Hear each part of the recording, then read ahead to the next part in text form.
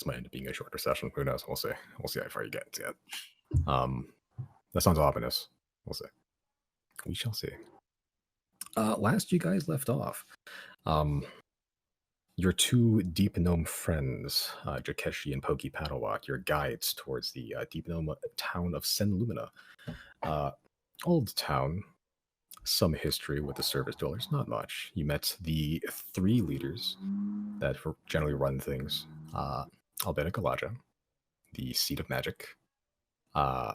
Benes Bagbart, the seat of Swerf Neblin, and Gashina Bighorn, the seat of Cobalt. Three of them run the town of Deep Gnomes and Cobalt, Sen Lumina. They tasked you with investigating a strange series of lights that some dumb idiot explorers found when they went off without permission, and one of them got killed. The other one came fleeing, pissing his pants. And they have tasked you with investigating what this may be, and if need be, to remove it. And they have promised a sizable reward, and with some negotiation on Deirdre's part, a spell gem upon completion, and if you arrive. Very Slept exciting. the day off. Played some merry tunes, and also threatened some assassins through like the payphone, pretty much. I will find you.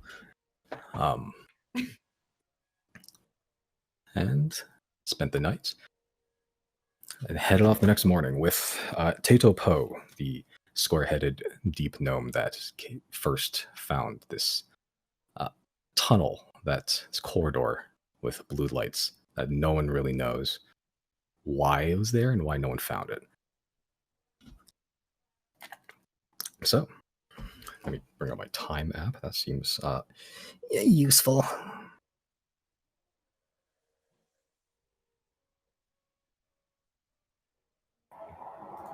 Cool. All right.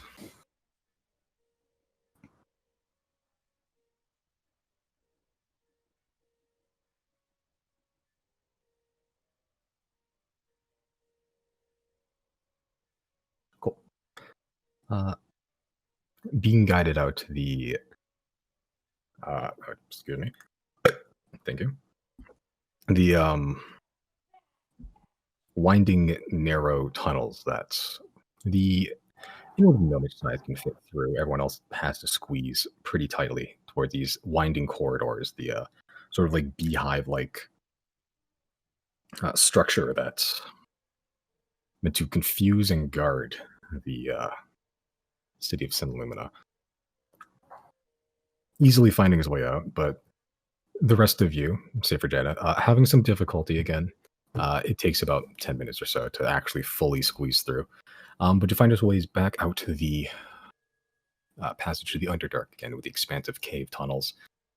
Scent of mildew throughout, just generally. Tidpo sort of pauses. Right.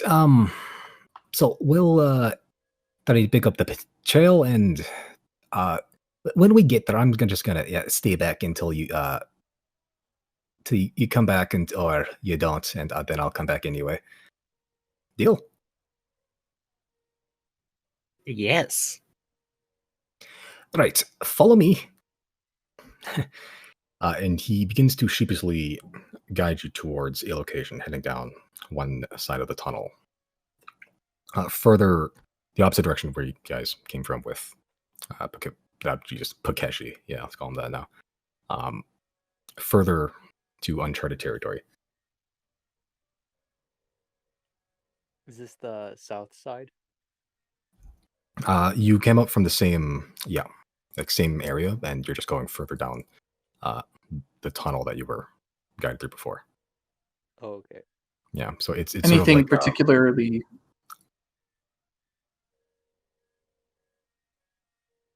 particularly what? Particularly of interest on the way there, or everyone make perception checks. Can I make one for Isaac too? If Isaac is out, yes, sure. Yeah. the fuck are with these high rolls? Holy shit. What is he again? A badger? Raccoon. Raccoon. It's like a discount badger. Wait, I don't have the stats. Hold on.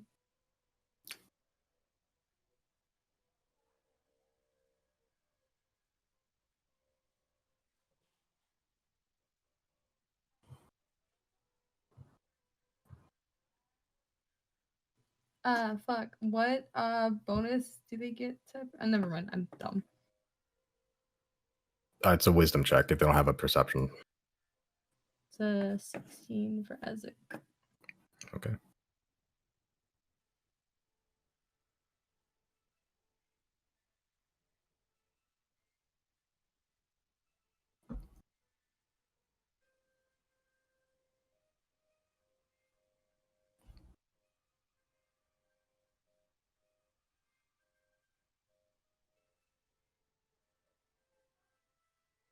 Okay.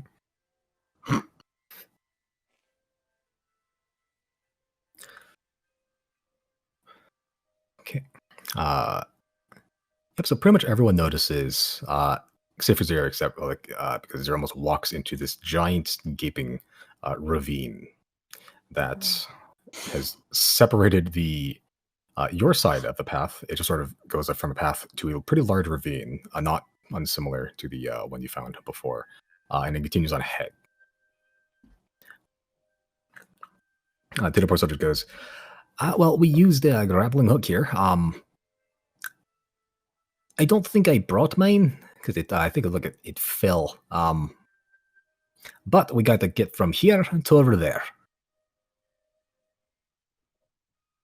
How far across is it? It's probably about like 30 plus feet. It's not a cast- distance you could jump. I'll I cast pick- scatter. Sure. You gonna jump? You know, Deirdre can like fly. No, I like Chris's idea. Hold on, what was Chris's idea? Scatter. Mhm. That would be more fun. I pick him up and I throw Wait. him. How about that?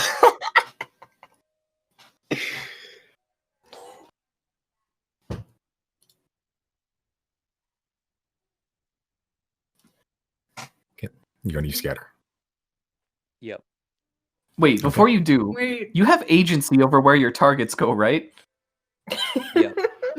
Okay, go ahead then. Does I You know what? still Deirdre's don't just gonna know. Deirdre's just gonna fly. Fuck Does that. he warn anybody? Does he tell anyone? Good No. question. Oh, But an unwilling creature must do a wisdom saving throw. I feel like since I don't know where it's coming from, I would be unwilling. Yeah, if Chris isn't No. like warning anybody about this, I'm gonna have to make the throw. Okay. Was Yeah, it a that makes wisdom sense. saving throw? You said. Yeah. It Yeah. only targets 5 creatures of your choice. So who are you teleporting? Deirdre is flying, right? What'd Well, you say? she probably hasn't said this yet. We've only just gotten here. Oh, You But say she Giorgio's technically could. flying, right? No, Deirdre. Okay. um.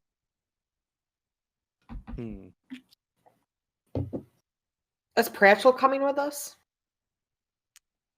Is he? Yeah, Okay. I'd probably take Pratchell. Okay.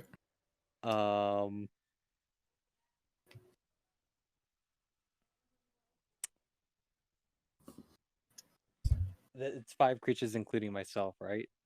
Just 5 creatures. So you can be one of them. Okay. I'll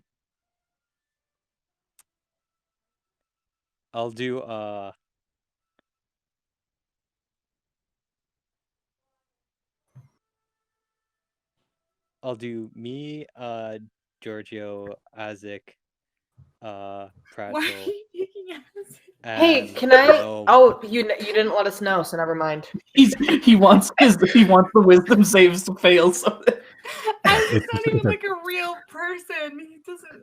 As it could just like Giorgio's poof gonna there. nail this. Yeah, it's gonna be he wants to do like a teleportation smoke bomb right now. Just anyone, like, to whom it may concern, pretty much. Oh, this is Who else you ridiculous. think is dumb? Who else you think is dumb? Brandon? Love to hear it. I love that we weren't even like 5 minutes into the session yet, and Brandon chose violence, like straight out the gate. Love it here. You got all the pets rounded up. Who else? Pratchell and the gnome. And Okay. myself. And the gnome. Oh, like the not Jana gnome. I was gonna say, fuck you. Tito. Oh, okay. All right. So I need Pratchell. I need you're willing. I need Giorgio and Azik Giorgio. to What are these wisdom saving? wisdom saving throw. If they fail, they teleport. Does this rely on smell? No, it does It's not. a safe. That's perception checks, by the way. Listen. As it got a 20. Sure. Okay. What did we Pratchell need is- to make? Probably like 15, right? What's your spell save DC, Brandon? 17. Okay. So you guys watch as Brandon. What does it look like? What does your scatter look like? Well, the air quivers around us, so I guess we all we all vibrate, and then all of a sudden, poof of smoke takes our place, and then we pop up at the other end, I guess. No warning. No nothing. Yeah. So you guys watch as Chris, the bear, Giorgio, the gnome, Titopo, the crazy wizard friend, Grannis Pratchell, and the fucking raccoon, as like all begin like vibrating furiously. And then like they start to begin disappearing almost like that's the Star Trek teleportation effect. And then Azik and Pratchell stops before there's a sudden of smoke as like a David Blaine trick. Chris, the gnome, and Giorgio have now appeared on the other side. I'm surprised Pratchell didn't go with. He wasn't. This- He wasn't. They didn't know. This Okay. must be traumatizing for Jana because she almost is always mounted on Giorgio. So I'm assuming she was like she's side saddling just in the air and then drops. Yeah, you shatter your tailbone pretty badly. Not enough to do damage, but it's definitely not the most comfortable experience right now. And you're separated from your like bear companion of several months. He took How every- far away are they? Is Chris still in our range? You They're can still within see dark Chris. vision, correct? They're within dark vision, Yeah. but 30 feet plus. Not sure the exact distance. Well, that's magic Jesus. for you. But like, do we see where they landed or no? You can see it. Yeah, there's on the opposite side of the ravine. What does the surface of the other side of the ravine look like? Does it look like there's enough of like a foothold there that if you wanted to like scale it? It's pretty smooth, but you can try. It's like Hmm. rounded off almost, but it's still rock. Okay, does anyone want to hop in the magic bag and I'll just fly over? I am weighing in my spell slot options. Where I'm Jana's gonna standing, just in case, I'm gonna really quick set the blink back boots to my current spot. Okay, you got your quick save happen. Okay, I got it. Jana's gonna shout to Chris, I just bought the world's most expensive ball, so we don't have to deal with this situation anymore. You wasted a spell slot. They're just gonna fly over. Okay, how far can you fly? 20-foot fly speed, I'm gonna dash to make it 40 feet. Because 40 is more than 30. Okay. Yep. So you begin to hover over in a completely horizontal manner, almost like your physics are no longer working, and you're just sort of just gliding over. T-pose and no clip. Pretty much, yeah. Some Gmod up in this. And you can feel yourself beginning to fall as your concentration begins fading, and you're getting close, but you can feel it fading, and you get like probably a few feet into the foothold before you can no longer fly. You just made it, pretty much. Sweet. Okay, leaving Riley, Zero, and Jenna over there, and Pratchell. All right, here's Guys my got plan. rope? I have a plan for Riley anyway. He's gonna get a running start. He's gonna launch himself with Tempest Retort, and need be, he'll cast Featherfall. But I want to see Before how you far the jump- initial launch goes first. Before you Riley, jump, throw Jana with me. Yeah, I'll say, wait, just before you jump, do you have like rope on you? We can just build a freaking rope bridge, guys. It's not. We got No. people on the other side. We can just lasso it over. Frayed them all out of rope. Don't think I ever had any I've to got begin with. Zero. I've Got got any 50 rope? feet. I got. Yeah, I'll say I've got 50 feet. We need another 50 feet to like make the other half and like do the, wind the two pieces together. I think So we're I not just have tightrope walking. I think I have some in my burglars pack that I never use. I think. Yeah, most toolkits should have 50 feet of rope. Okay. I think we got enough rope between us. So are we allowed to say that we can like construct a simple say, rope thing? One person make an intelligence check to see if you have a knowledge of knots and how structurally integral this can be. This seems like a Jana. Like Jana would do this. Okay, Yeah, I I'll say actually don't have with rope. this, I'll say you make an intelligence or survival check. Up to you. Well, I guess I already did one and it wasn't bad, so I'll just stick with that. Okay, sure.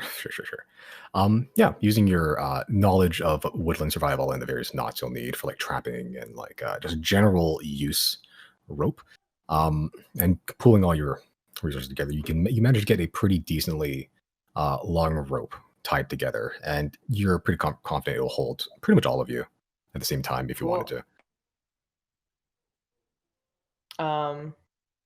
Can she attempt to like lasso it over, or is it already in place? It's up to you. You have your rope, Okay. so how you use it is up to you. I'm gonna try and toss it over to the other side so they can secure it on their end. Okay. Make an athletics check. Okay, and I do want to clarify, I'm holding on to the other end. Okay. So this isn't just gonna, Sure. we need to I mean, secure it up both ends. But Yeah, your 200-foot long rope into the chasm. Nice. hey, Yeah, Something like an tells me that will Olympic, be enough. like an Olympic javelin thrower, or maybe perhaps like a cow person riding on top of a horse wrangling cattle. You throw that rope perfectly. You don't even need to like have them fast on it something. It hits like a stalagmite already, and it just like tied itself immediately.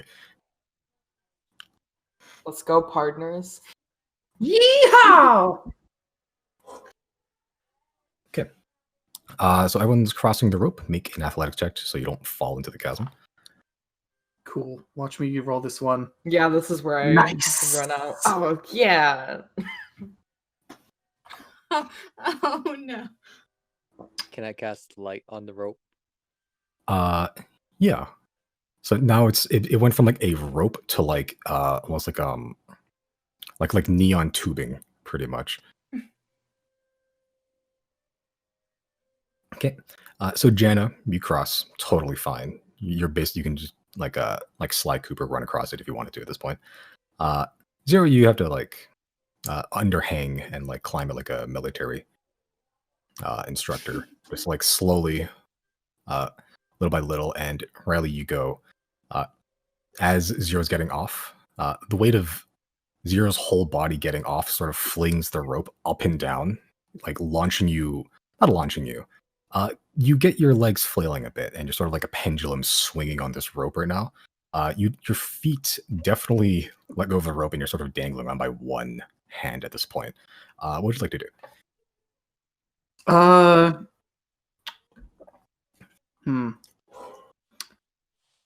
What? Does Jana see Riley struggling? Can she like go and help? No, Riley. I mean, it just depends on how stupid I want to be about this. I could very easily solve this with a dimension door, but that means wasting a spell slot. I think I'm going to be an idiot about this. Actually, wait, hold on. Bowen will be an idiot, but what will Riley do? Ooh. Riley's going to be intelligent and just dimension door over. Okay. Does it require somatic components? Somatic, does it? That means you're using hands, correct? Yes. It does not. It's just verbal. Nice. Okay, so you just yell the magic word, probably something like "Oh God," and then you just teleport. Teleport! Okay, so you teleport onto the foothold where all your companions are. You find Pratchell just staring directly at you, as he also has Dimension Door. Fuck that rope.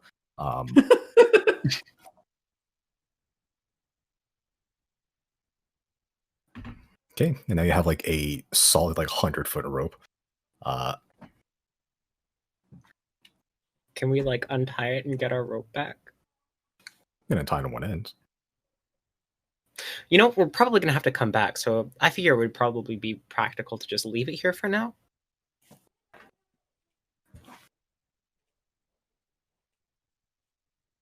Well, whatever the case, I'm not using that again. Fuck that noise. Yeah, we'll just keep the ropes down. Okay.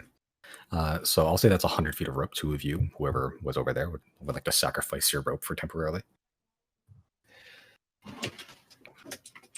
I did sign up. We'll You're on get the them other side. back when you come back. Yeah, Those, I just, just- those were good rolls. I don't want to have to do it again and botch it. Okay.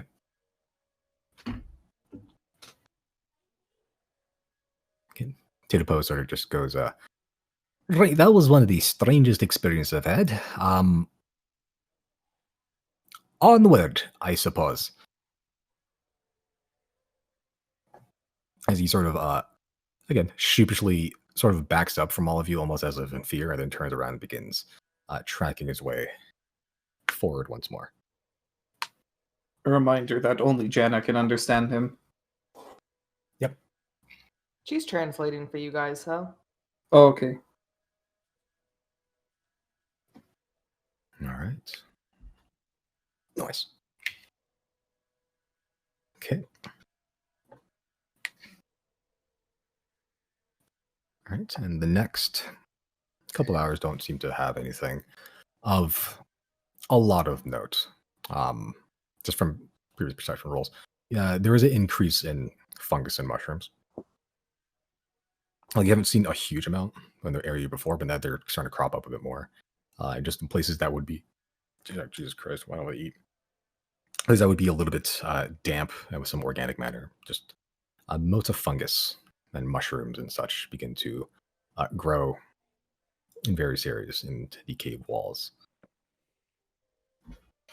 Anything that looks odd. Make a. Depends if you're looking around the cave or something odd, or looking at the mushrooms that are weird. The mushrooms. Okay, make a nature check.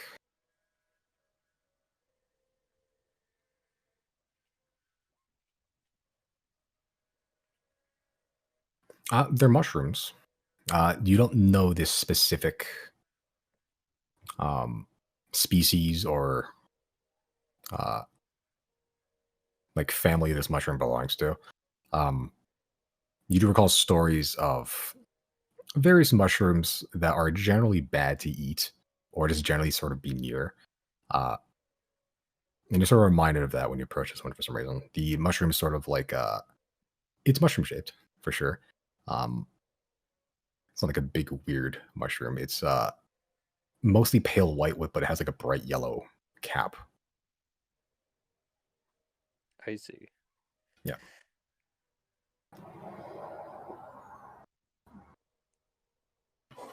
Let's try not to eat these mushrooms or get near them. I think the yellow one is poisonous. Roger that.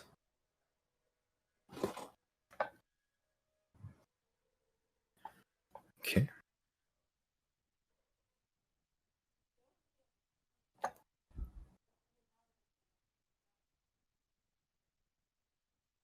right. Yep, and the next few hours go by. It's pretty uneventful so far. A lot of the cave systems, once again, that you're used to traveling at this point, up and down ramps and slopes, through tiny passages in the holes of the walls, just drops, rises, platforms, just generally navigating in a similar fashion as you did with Jakesh and Pokey. You just didn't bring all the tools that they had.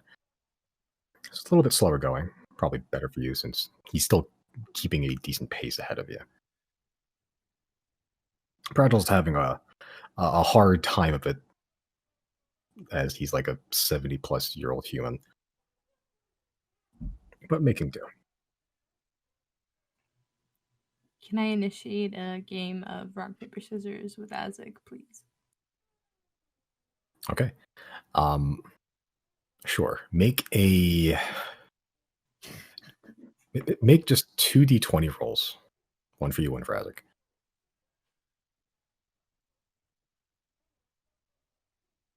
Okay, which one was for Azek?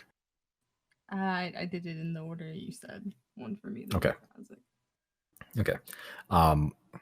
Yep, so just with the tiny raccoon hands that he has with the opposable thumbs, he can actually make rock, paper, scissors gestures. And he obliges because it is his contract to do so. Yep, but you managed to, just through sheer luck, managed to win a couple times against Azek pretty reliably. It's either that or he's letting you win. You're not entirely sure which. Sick. Every so often when he would lose, he would look you dead in the eye and you would hear in your head, another.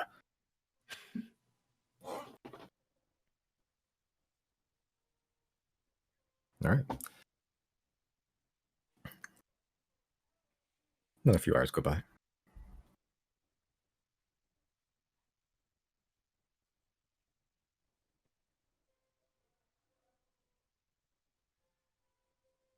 Okay. At this point, it's getting pretty. Been traveling for a while. Not like a huge amount, but the added effort of having to climb things and drop down things and like shatter your ankles, generally not pleasant.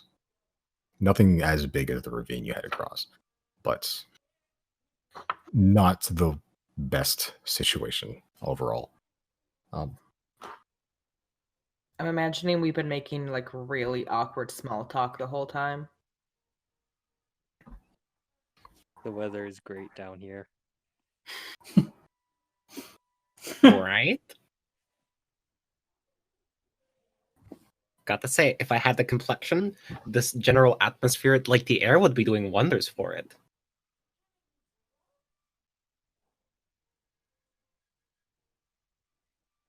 It's moist.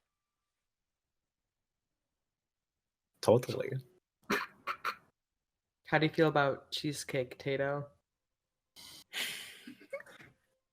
What's cheese or cake? Oh, Wait, do they not have elemental milk down here? they. Ew, what the fuck is that? Oh no! It's sand. is what Milk it of is. magnesia. Ever milk an elemental and just like earth elemental and just like wet mud comes out? Yeah, what do you guys eat down here? Rocks? Like I wish. Gorons? We normally just mushrooms that we know are good, fungus, moss, anything the myconids can grow for us. Yeah, like That's sometimes fair. get like some beetle meat, some carrion crawler. Sometimes that's sort of a bit stringy, but it works. It's mostly a vegetarian diet, but not. Makes sense. Do you want to eat the tastiest thing you're ever gonna taste in your life? And she takes out a piece of that really old, crusty hardtack.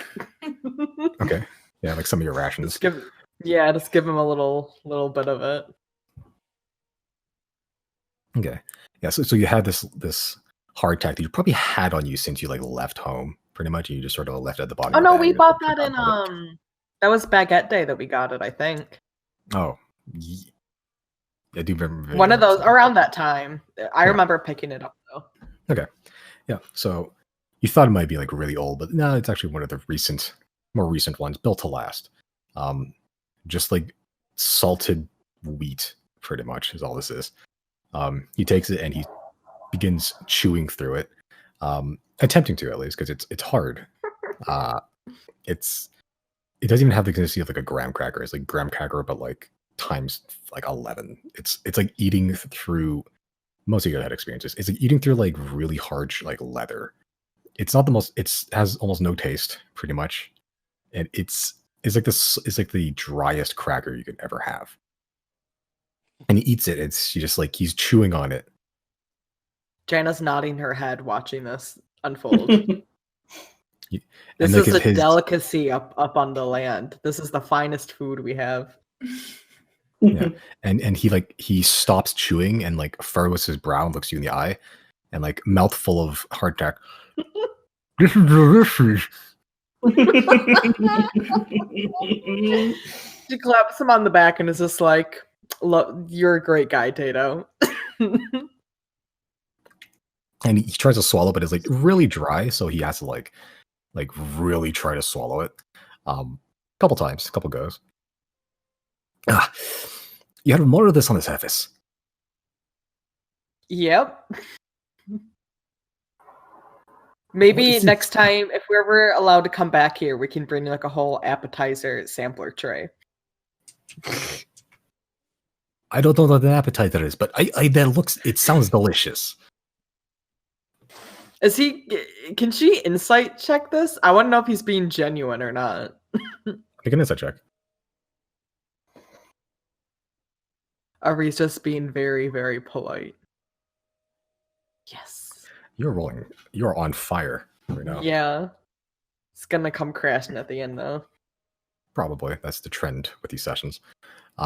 He looks genuinely like enthralled by like stories of the surface generally, and also just things from the surface. So he generally just like that hardtack. Seems like it, yeah. Oh my.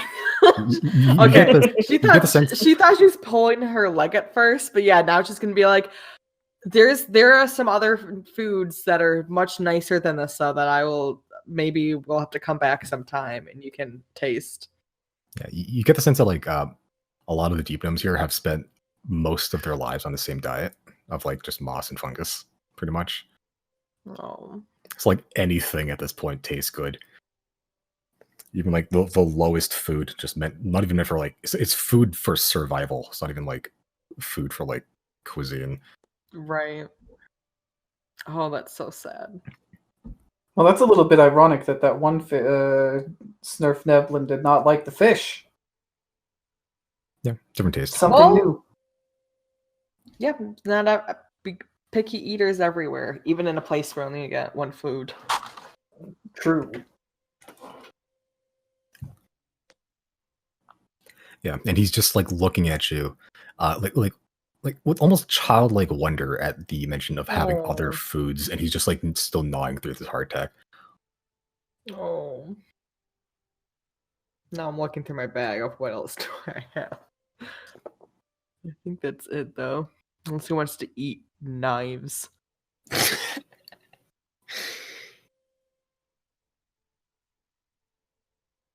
All deep gnomes are metallivores. I can give him. I thought I sold this. I have a satchel's worth of mild hallucinogens. I didn't even know What? where you got that, but sure. Oh. I'm not giving those to him, but I do have that. You want your only guy tripping balls the whole way.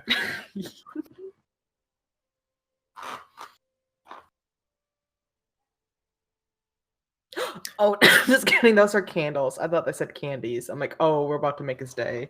We're not. You'll probably eat Unless candles. he's really into candles. I'm not doing that to him. He seems like a good guy. Continue on. He begins guiding you forward with new hardtack in tow and a little more of a jauntiness step. the lowest of the low of the foods of the surface. Jaina feels a little bad now.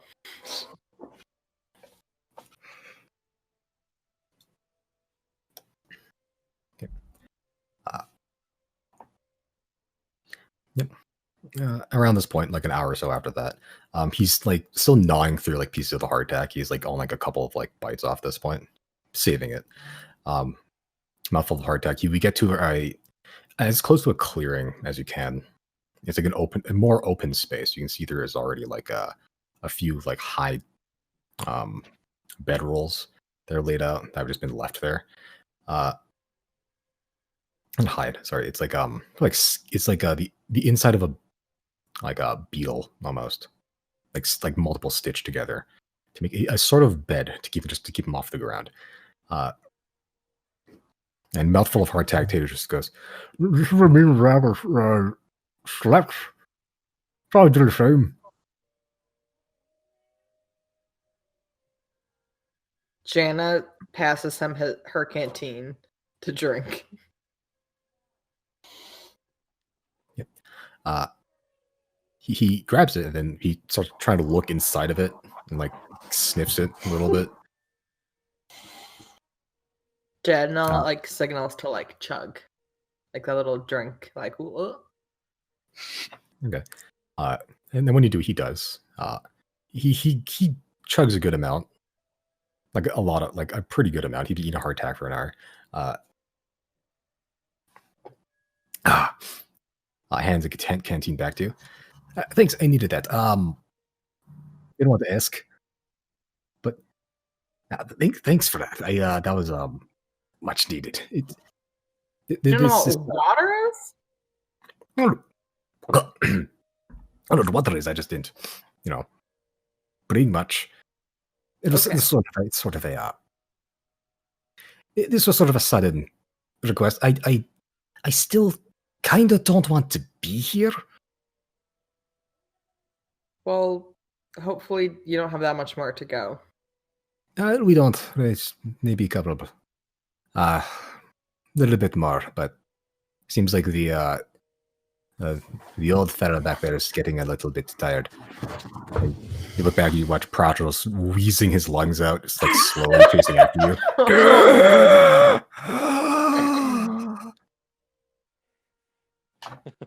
He needs a chicken sandwich. With milk.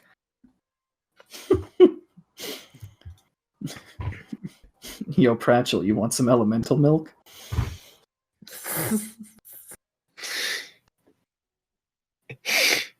Some wet mud.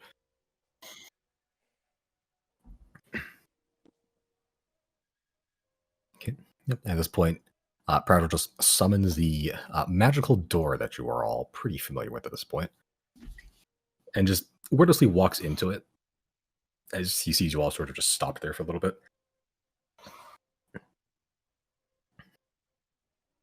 I'll walk into it. Okay. Jana's gonna turn to Tanos, ask, how much further? And that guy just made a door. Yeah, he does that.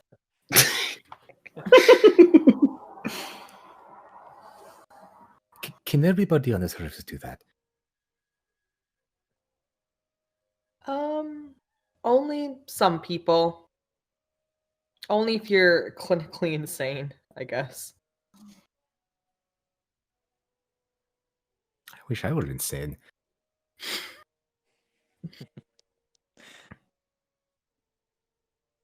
It won't be much longer till we get to the tunnel corridor. Strange, we've been through this area many times back and forth and yet never noticed. Never noticed what. The corridor.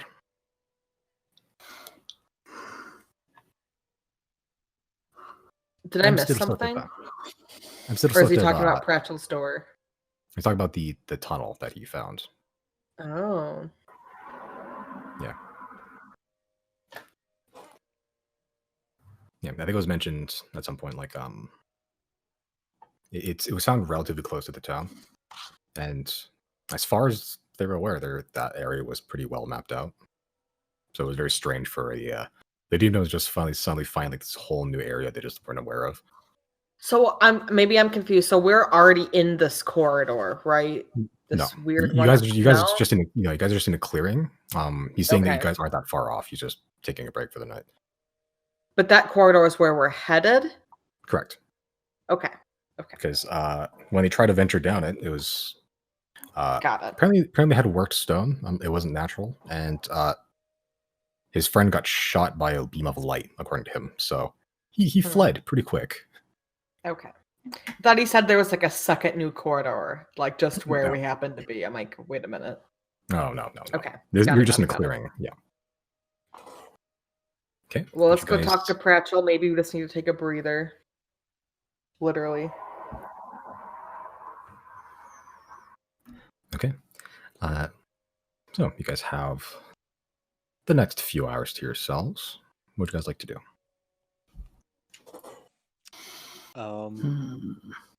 Would you like to see some magic cats, Tato? What's a cat? Oh, come with me. Through the door. Yeah. The door to Just- nowhere. We'll lead somewhere. You'll find out. This will be fun. This will be fun for you. Oh, okay. I'll Just follow don't touch anything that unless I tell you to. Be very careful where you step. Okay. Put on this funky wizard hat.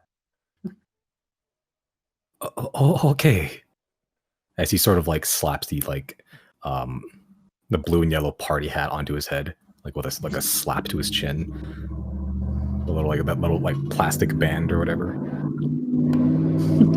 All right, let's go meet the Xodiacs too. Okay. And you lead him towards the cats, whom someone named. I don't remember what they were. There are names, but with 2 after them. So there's Jana 2, Right. Chris 2, 02. 02. I'll follow them. Okay. All right. So you guys head towards the laboratory, following the path on the ceiling that is grooved, so you don't get hit by some piercers that are going to like jam themselves into your skull. And you utter the password towards the teleportation circle, to which is let's make some explosions. And lead yourself to the large open workshop with just a bunch of flying winged cats with like a almost tower-like cat playpen almost in the center. It's like sort of this cacophony of just boiling cauldrons and like floating flasks that are pouring into other flasks and just books galore. Upon entering the Jesus, I already forgot all the details about these cats. The short-furred calico cat notices your approach, Jenna, and immediately flies up. There's a neat little circle in the sky and then lands on your shoulders very gracefully. Oh, she gives it a little scratch. And she just turns to Tatum and go like, these are the little kitties. The kittens see a new face and they all begin to like immediately take off like a swarm of insects. Tato begins to panic. Jana's gonna try and calm it. I'm like, it's okay, stay still. They're very nice. Because she kind of like half fend off the cats just so they're not like pouncing on him. Maybe you let him pet the one that's on her shoulder first. Yeah, the kittens all like swarm the 3 of you. They're like climbing all over you at this point. About 3 of them are on Tato. It's difficult to manage as many cats as there are. The large Puvigrid cat's still just sitting there on top of the furred platform in the middle, just watching you all. As Tato sort of like slowly like almost like not attempting to like wake a sleeping dragon, like slowly like using one finger, tiny little finger to like scritch the underside of the calico cat's chin, with just a look of utter terror on his face. Oh. Does the cat? Is the cat good though? Yeah, the calico cat's fine. The kittens are just all over. This is probably where we'll be for the next 4 hours. Okay. Chris, you doing anything in particular, or just you just observing? I'm just observing. For Okay. now. Yep. You're watching as this new family of kittens and cats that your adoptive mentor just got at some point just begin assailing your friends. The rest of you, any plans? Nope. Not just gonna hang out, prepare some divine magic, and I guess speculate. Just kind of if anyone wants to hang out and talk about what we might find in that room. You know what? If I roll a 1, which I didn't, never mind. Why did you say that? Like rolling a 1 was a likely outcome. Because luck. Fair It was enough. a 1% chance. That it was. Riley has no plans. Yeah, sure. Nope. Just Okay. gonna vibe, I guess. All right.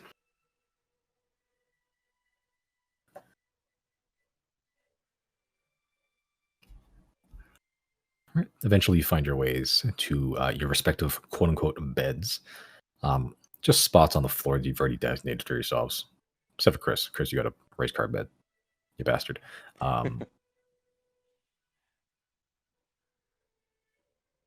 But eventually you awake. Is Just that Tato, full Is rest. that a full 8? Okay. Because some of you guys still need to sleep for 8 hours. So you would wake you. Oh, the wait. people that don't have 4 hours, then you guys have 4 hours of kill pretty much. But Before we do the long rest, actually, I'm gonna go see the Atneys real quick. Just real quick in and out. okay, Jenna has the bell. Jana, can I use the bell real quick? Are we in a pocket dimension right now? Yes, you are technically. If Well, I were to no, ring that sort bell of. from within here, would we do some fucked up, Is Who it knows? safe to ring the bell in here? You don't know. Let's go outside just to be safe. Or you Okay, can go sounds good to outside. me. And she tosses Deirdre the bell. Deirdre does the little ring. Okay. Go outside, do the ring, and the curtains open up. Can go in. Nice. And you find yourselves in a fine, like wooded interior of the Emporium. See a pretty familiar blue-black spotted frog in a like almost like a one-piece tuxedo. Just standing there, all just official looking, hand behind his back.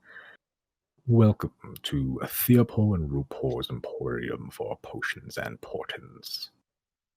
How Hello. may I assist you today? Okay, so 2 things. I believe I have a requisition for a Deep Gnome spell gem. Got one secured, no longer need it. Very well.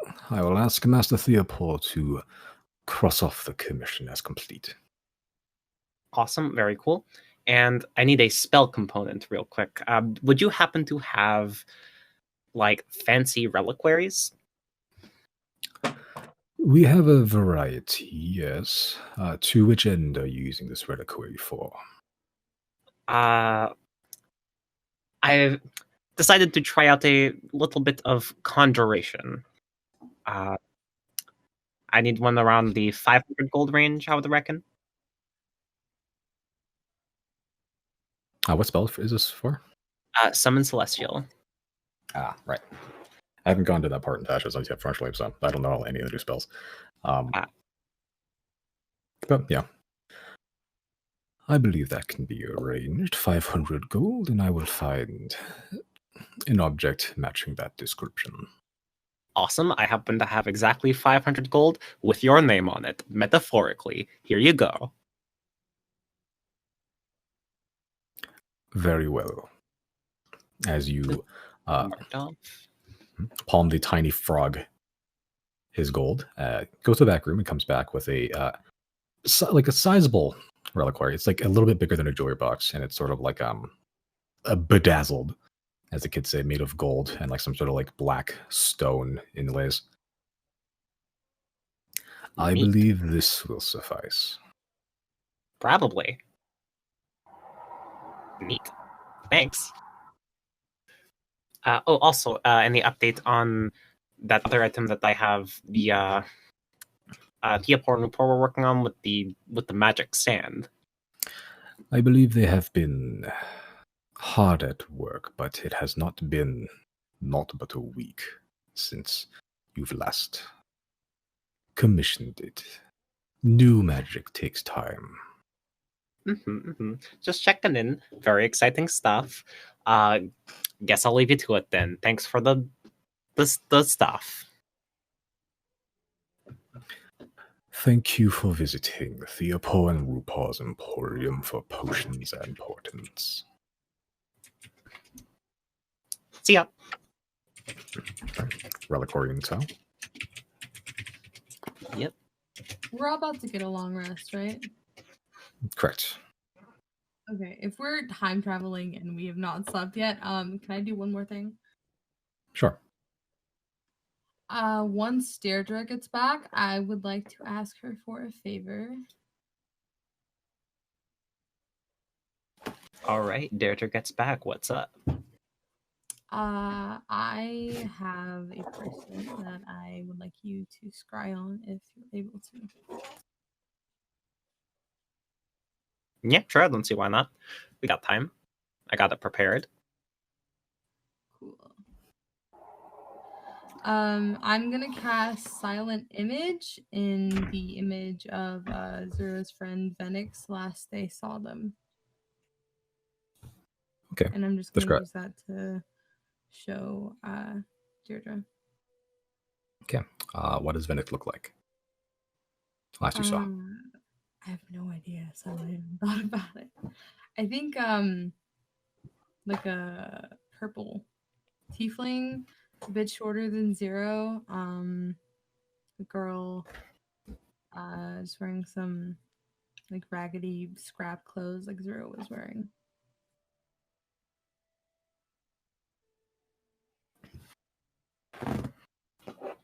Okay. Right. As Zero transformed to a slightly different colored tiefling.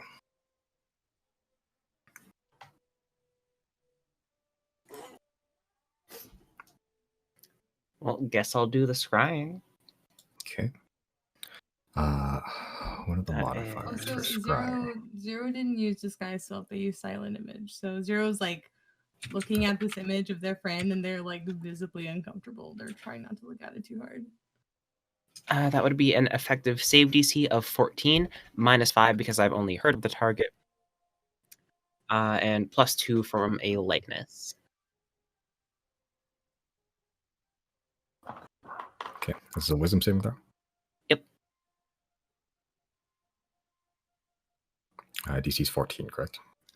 Yes. Okay.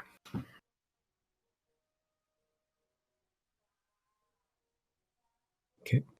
You try to tune into this person that you're describing, the likeness you have, based off just residual presence. Really, you know nothing about this character. You're trying to lock onto something, but it's just nothing seems to be responding. Nope, nothing. Cannot seem to zero in quite good. Well, there's always another night. As Deirdre says that, Zero's like shoulders slump a little bit, and I guess they would like dismiss the illusion, and they just say thanks and they walk away.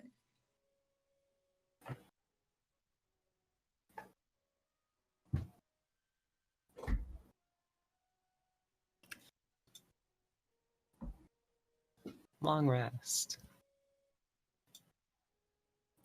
All right.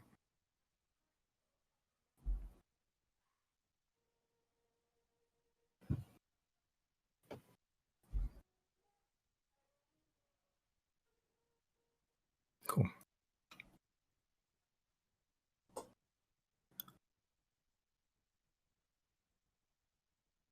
Nice. Okay. So you all get your long rest. Some restful than others.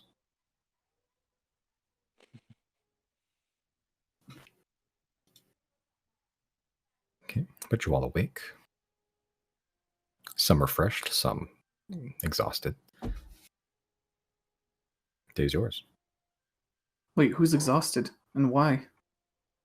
Not literally exhausted, but you know. Oh, okay.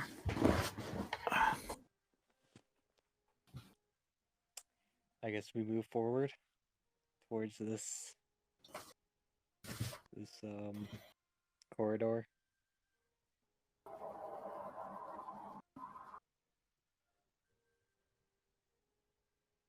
Yeah.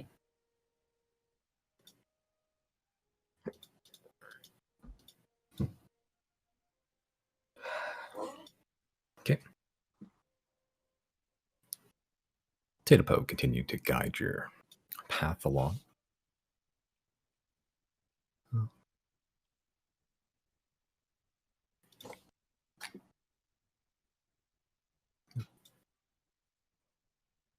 And for majority of the day, especially at the beginning, it's more of the same of exhaustive climbing and dropping and just long walks balancing on thinner areas that would be troublesome to navigate otherwise. Everyone make a perception check. Good at those. Jesus.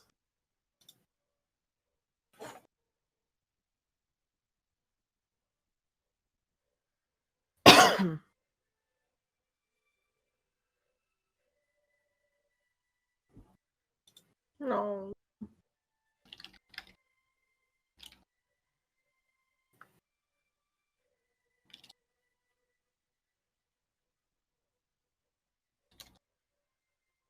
Okay.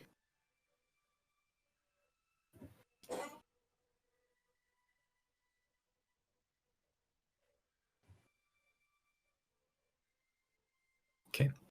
And approaching a corner, a turn to the right. It curves to the right, so it's out of eye shot. But for the next probably about 300 feet or so, Chris, Riley, and Deirdre would be the first to notice at this point that the density of mushrooms begins to be growing almost exponentially. Before it would be like a couple clusters here and there. Now it's majority of the walls, sometimes the whole wall is covered in mushrooms, the floor covered in mushrooms.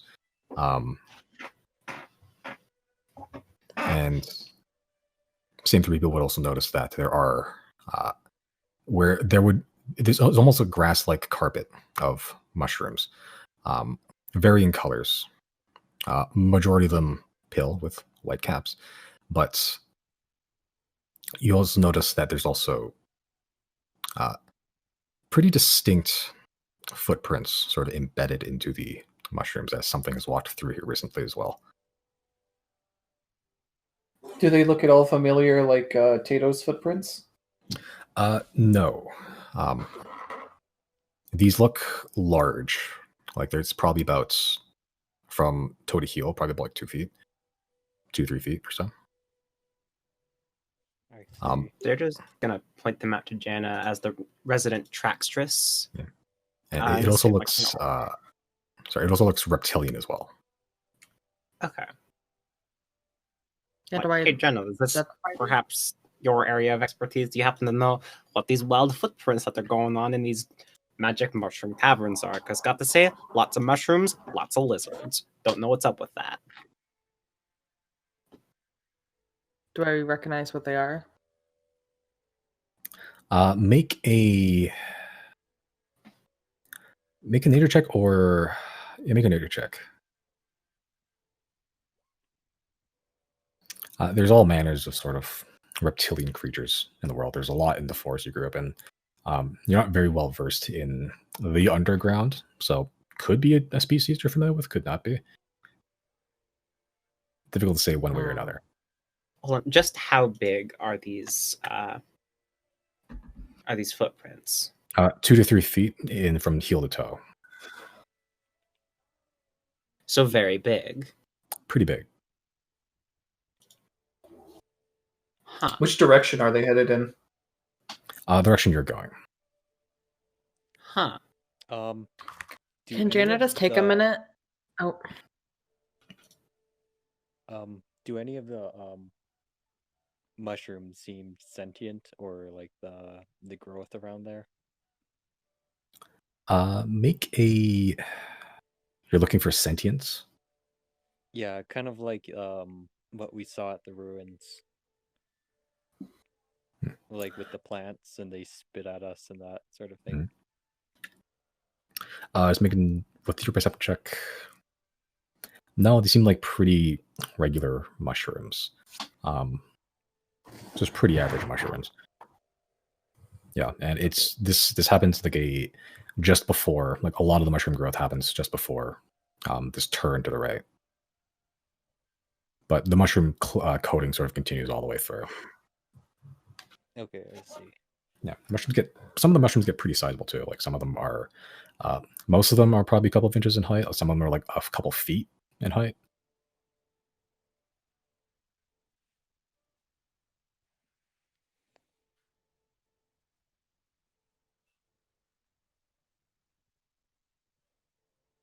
Yep. Tato at this point goes right. So, there's some bad mushrooms up ahead.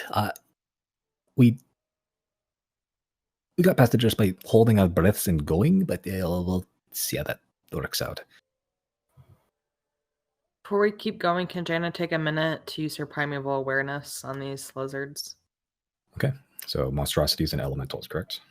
Yep. Okay. You sit down onto the mushroom clearing. As you do when you focus, tune into your senses.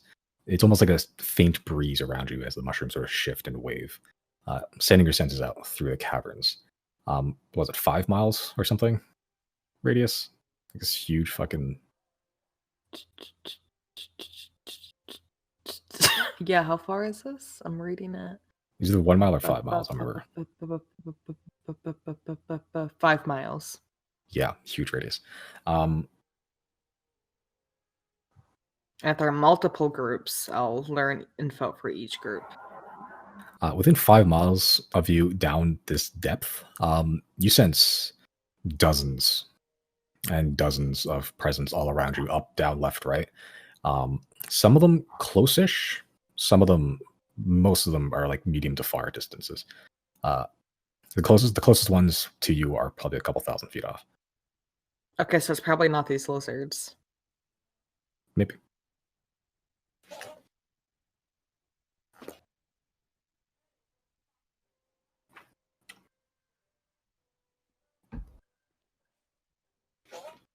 Well, okay.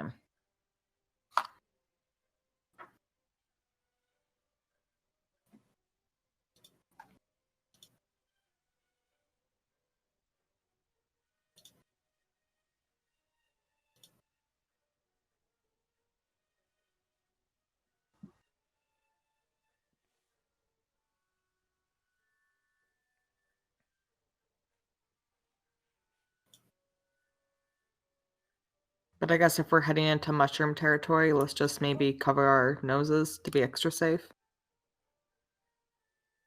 Riley will utilize his scarf like he did before.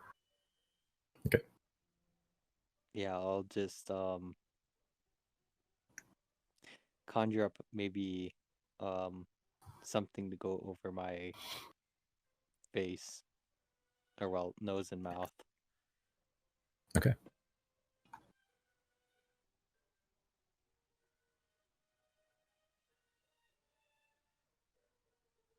Okay. You all proceed? Mm-hmm. All right.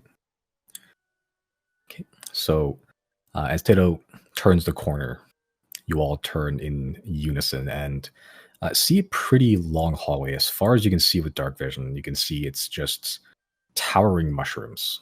It's the cavern itself isn't super tall here. It's only like maybe 10, 15 feet, but most of the towers hit the ceiling and they're just all around. It's almost like a small forest of these mushrooms, of these pill stalked mushrooms with bright yellow spongy stalks. And the air looks it's like a strange fog, like almost it's like a veil almost that coats this tunnel, and it smells pretty acrid here.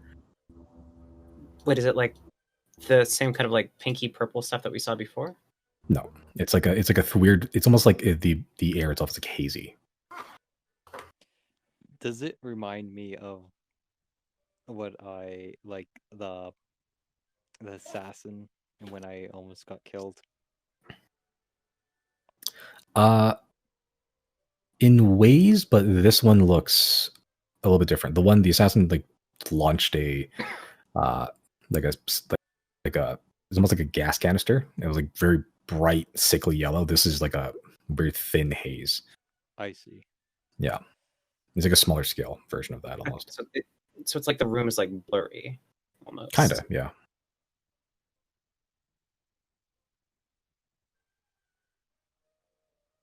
Okay.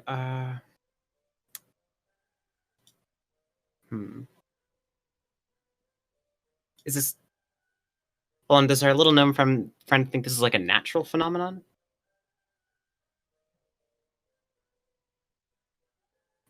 Like, what's He'd tell you if you understood his language.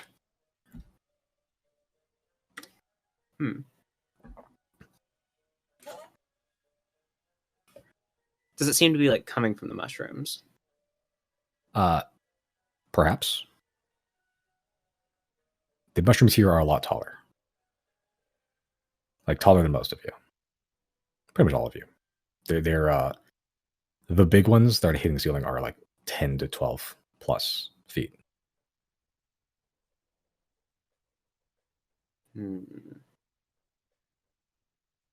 there are some fallen mushrooms, as these sort of footprints have just went through them, but there's a minor path cleared, but a lot of ones on the side remain untouched.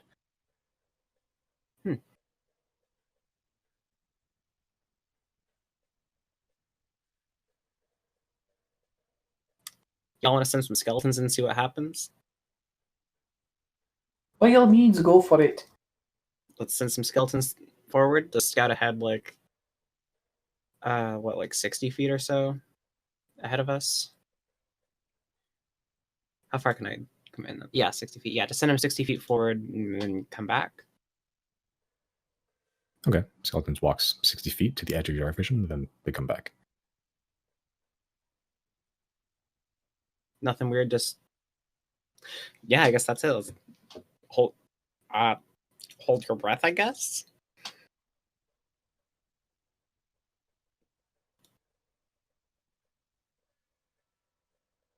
I think I'll throw it before it's probably fine.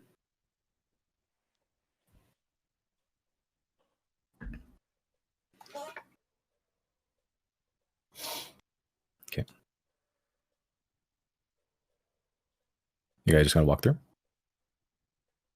What other option I is guess. there? Yeah, I guess we'll walk through it. Okay. Okay, Chris, I need you to make a Constitution saving throw.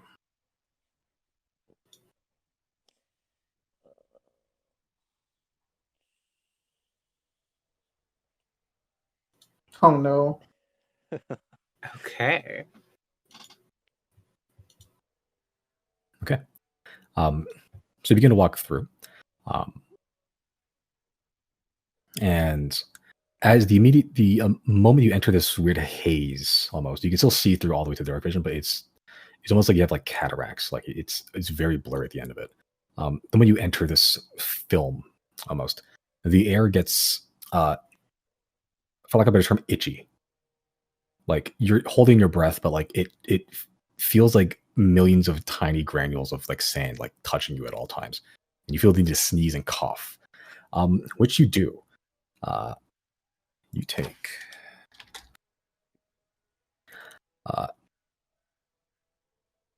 7 poison damage as the inside of your lungs begin to burn almost. Okay, I'll run back out. Okay.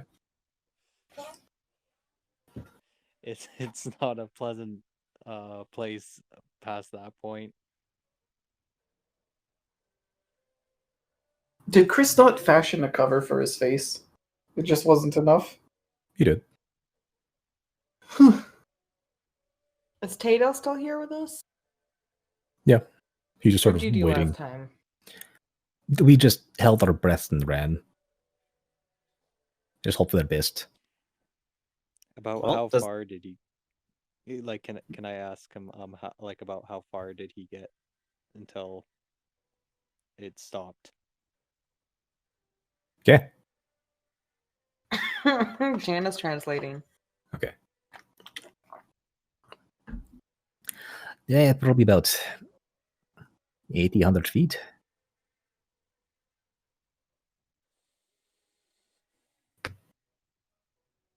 We could We'll say you can always get the magic bag until we get out on the other side. That is an Jana option is- that I think is so much fun. If Deirdre wants to get in the bag, Jana's gonna wrap a little scarf around Giorgio's nose and tell him to hightail it with his 1,000,000 RPMs. Well, Derja doesn't need to get in the bag. This is more for y'all's benefit. If you want to just give that a go, to sacrifice a little bit of dignity. Riley's just gonna keep walking. Okay. So Jen is riding Georgia like the Akira bike through the thing here. Mm-hmm. Riley, you're just going to charge forward? Yep. Cool. Chris and Zero, anything special you're going to do? Chris, you and Riley. No, Riley. Deirdre. I guess Derja's just going. Mhm. Didn't affect the skeletons, probably won't affect her. I guess Zero's gonna use like their cloak or something. I'm sure they have a loose article of clothing they can use, right? Yeah, you're like 80% loose articles of clothing at this point. Okay. There's MC Hammer pants all up in here.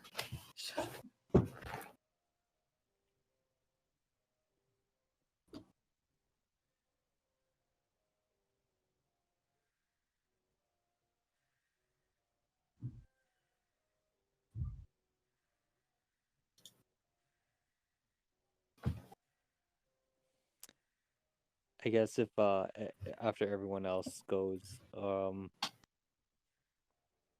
I'll take a Pratchel and I'll cast Thunderstep and go the full 90 feet down the thing. Okay. Yep.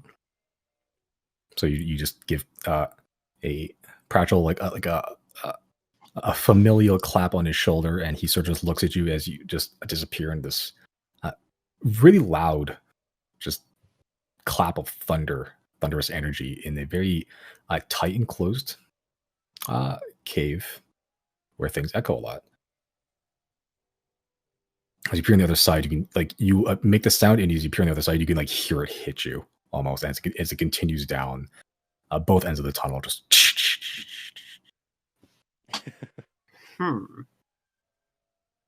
Curious.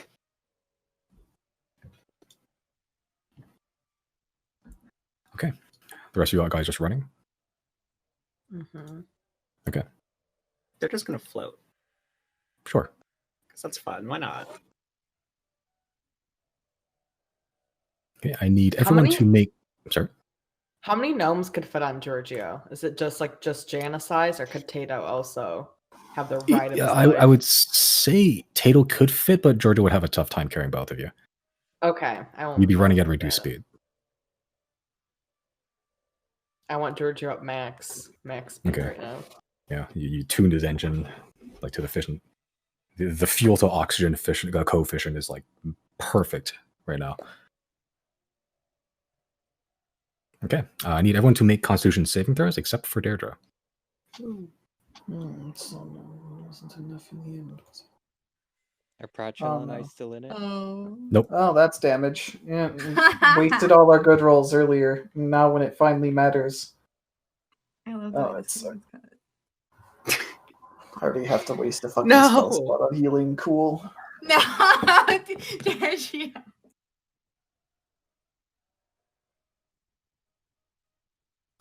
It sucks. The whole fucking party looks so. Okay. Well, But we're running really fast.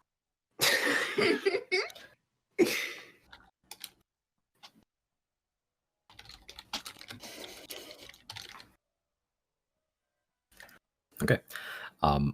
Yep. As you all just try to sprint through as fast as you can, Tato included.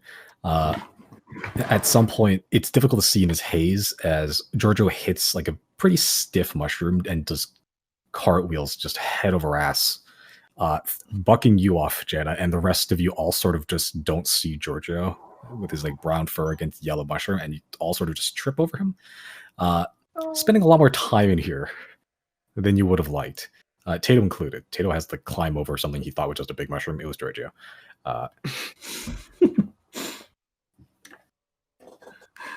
As you all just cough and wheeze and attempt to not inhale whatever this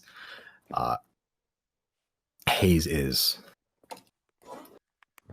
Jana's gonna see Giorgio go down and just put him in his little Pokeball and just try and like relay run the rest of this. Like now she has to carry them both. Okay. Yeah, fair enough. As you Pokeball Giorgio back into his monster pocket, his All right, back sorry. into his sphere, and like a streak of like red energy as it sort of touches Giorgio, he sort of like coagulates into this red energy and gets sucked into the ball. As you just sprint through. You all take 12 points of poison damage, excuse me. Piercing damage Neat. as the inside of your lungs begins to burn. Does that include Giorgio? I take it. Yes.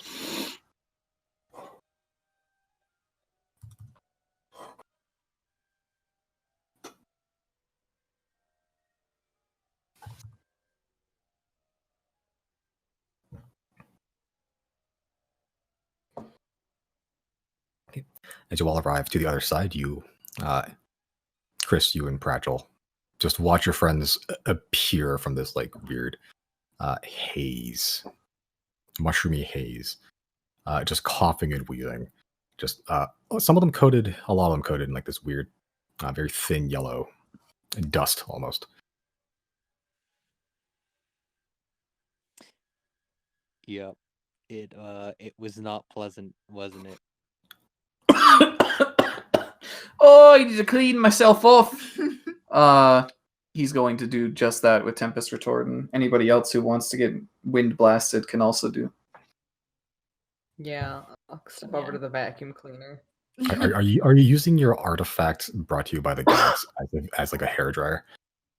Yeah, or Okay. as like a just a wind blower, What the fuck of it? like a leaf blower. Yeah, what of it? The trident of Atlantis. I use it to hang my coats. Yeah. Over some time, yeah, you managed to like a bunch of like shaggy dogs that straight out of the bath, just blast this unidentified dust off of all of you. Giorgio's Next time, like, I'm "Oh, using I- Warding Wind. Yeah. Also, is it worth using a Mass Cure Wounds to heal 12? I don't think at this point. No, Might not hold need off it. then. I say save it, yeah. In which case, Riley will cast Healing Word at level 1 on himself.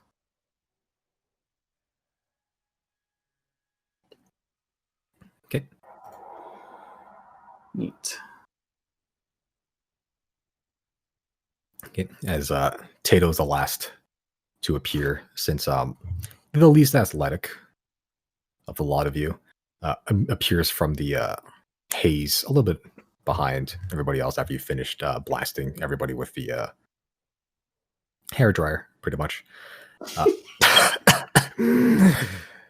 That could have gone better. You see there's like a bit of Been blood. worse. There's a bit of blood coming from the corner of his mouth. Riley's also gonna hair dry him. Okay. Yep. And he's a smaller target to hair dry.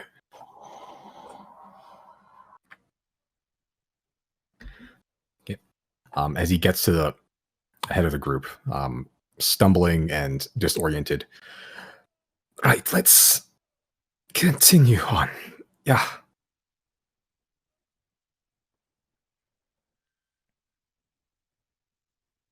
Okay. Okay. The going is a little bit slower now, as Tato is he doesn't look very well. He's a lot more than usual. He's like constantly trying to like readjust his surroundings, and like looks a bit disoriented, and still coughing for like the next like hour or so.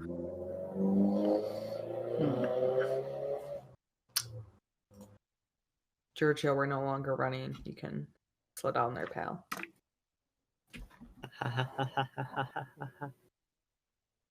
Jokes.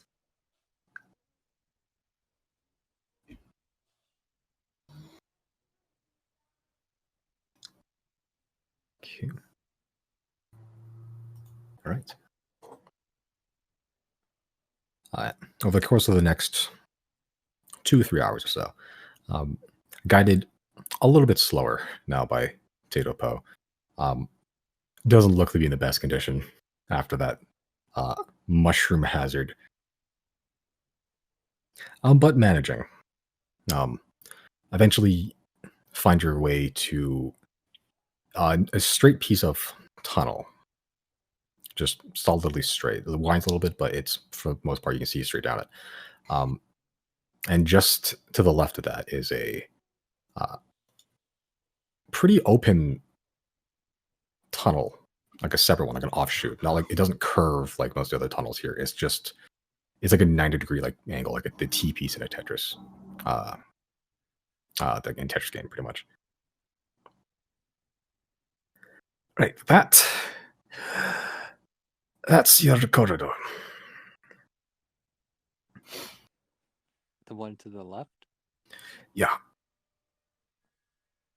Dozens of patrols came down here for many, many years and never seen it.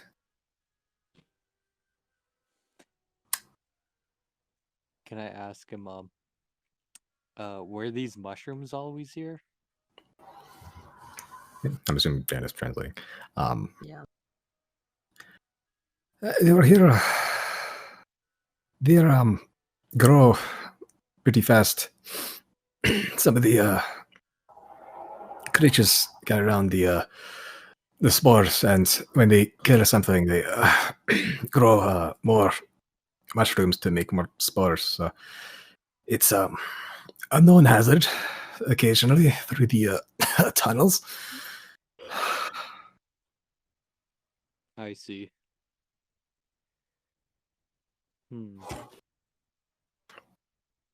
I would drink some herbal tea as much as you can. It makes you itch over time.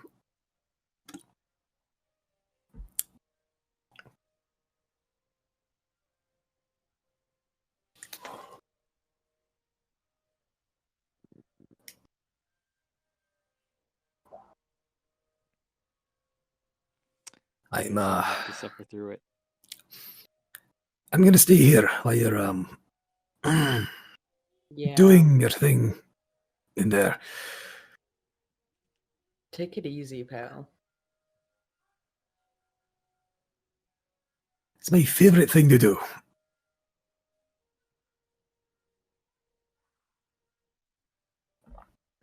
All right. So, how do we want to tackle Oh. this? Before we enter, Jana wants to use her primeval awareness again to see if it looks like there's anything down that corridor. Okay. Sure. Spending the minute. Just as many signals as there were before, probably a little bit more, but again, these seem all sporadic. There are a couple things in that direction, but they're long distances and far away from each other. So like the closest signal to you now is probably like 900 feet, but it's in a different direction. Okay. Well, doesn't look like there's any elementals or these Monstrosities? monstrosities. I'll do detect magic as a ritual before we go. Okay. While that's happening, Riley will use motivational speech. All right, let's get pumped up. We've got a job to do. Rescue a man, maybe, possibly. And not die on the way. I believe that's +5 temp HP to everybody, plus advantage on attack rolls. Advantage on wisdom saving rolls, rather. Did you say we got And- 5 temp hit points? Yeah, 5 temp hit points. Hold on. How many creatures do I get to do this on? I think 5. Yeah, 5. So, somebody's gonna have to skip out. Any volunteers? Wait, aren't there 5 of us?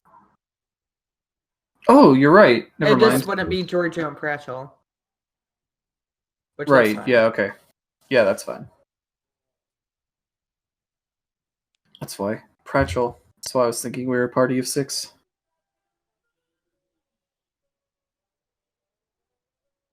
I don't want to be associated with you. Sometimes that's the Butter. way the cards fall in life, old man. You've been around I- longer than I have. You should know this. I don't like cards. I prefer dice. I have some dice. Funny retort. Was That's waiting for why that. I like you.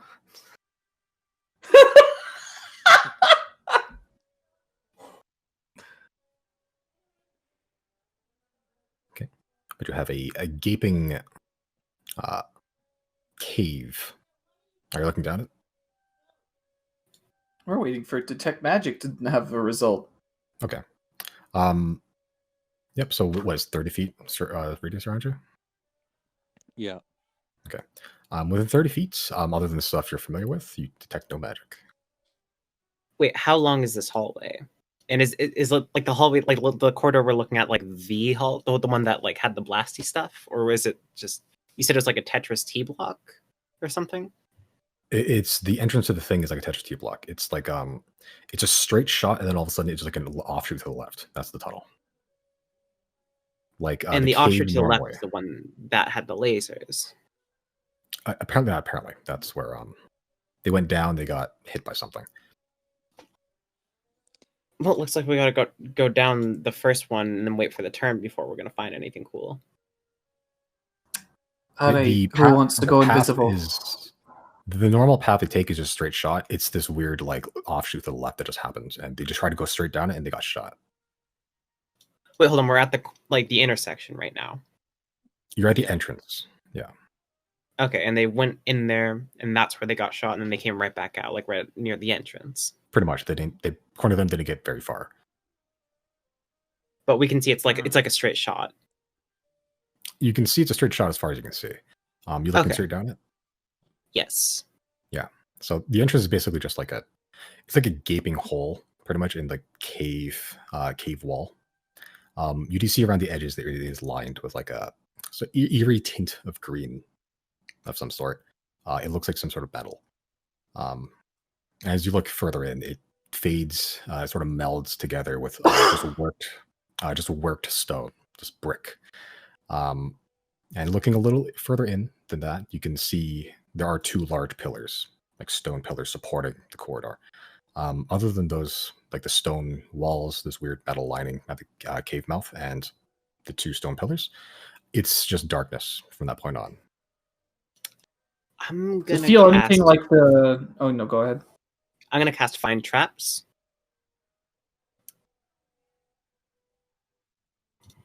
Are there any traps? Within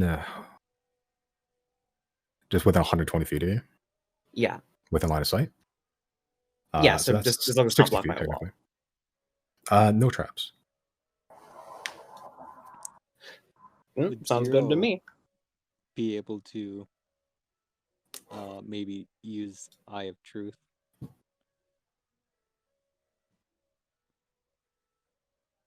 Sure, why not?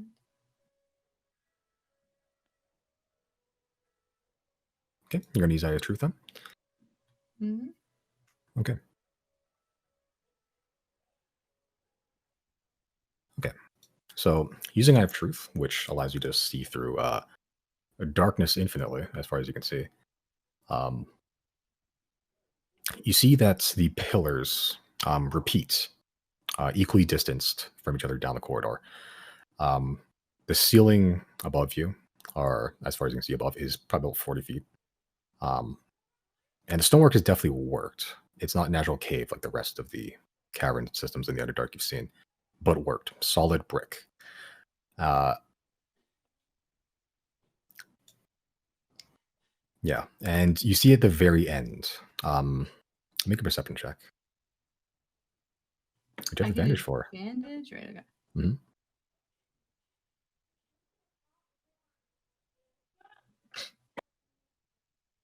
Okay. You see it ends at the very end of the tunnel. It goes probably about. Hold on. I leave my notes here because I had forgotten.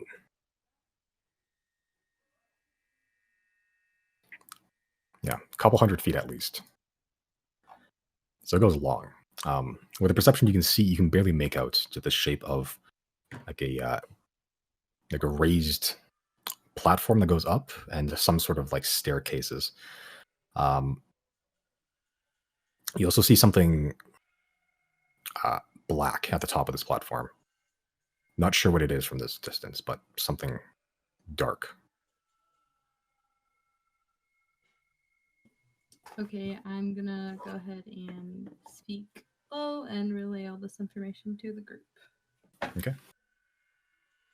Well, is this thing like a creature, like an imposing, ominous figure? It was just black. Hard to tell. Spooky. Want to send a skeleton in and see what happens?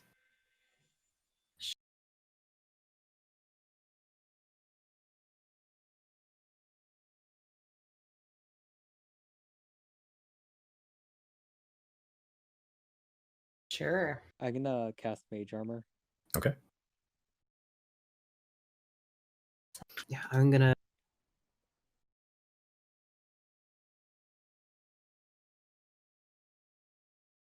Commander, Okay. How far is a good ways? how far away was the black figure? A couple. Let's say From like where you are. 50 feet away from it.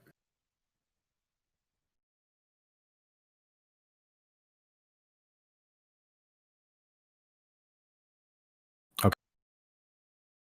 Giant So light. Or wait, no. Can Chris just cast? Chris, can you cast light on my skeleton? Sure.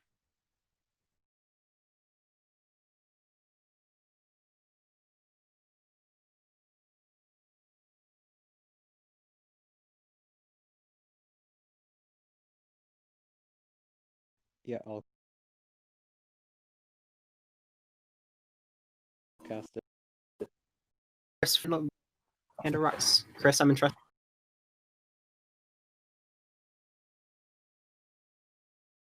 you with this rock. I'll cast light on the rock. okay.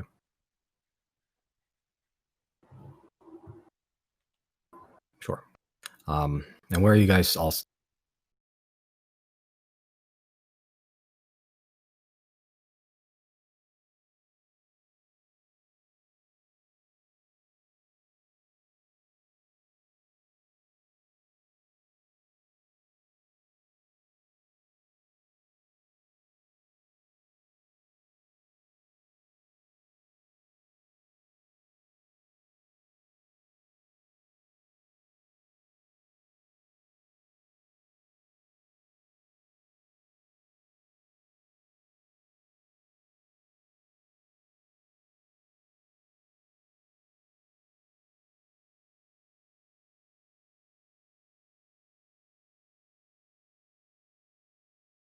standing.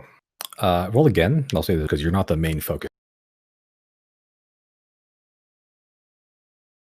here.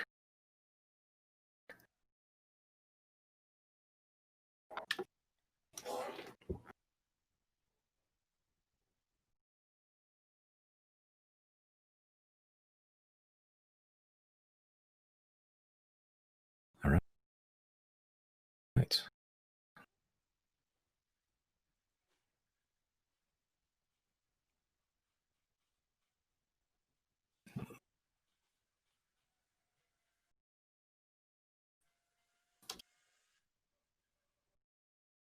Science, science, science, science, science. Okay. How far are you trailing away from the skeleton? Maybe about like 6 feet. 6 feet. Okay. So social distance. Sure. Okay. Staying a good sneeze away from him. Sure. As the skeleton walks with his light laden stone in hand as it sort of walks forward, like making an offering to some sort of forgotten god or something. Chris, you're basically just like right behind it. Loving the characterization of that skeleton there. That's exactly what it would be doing.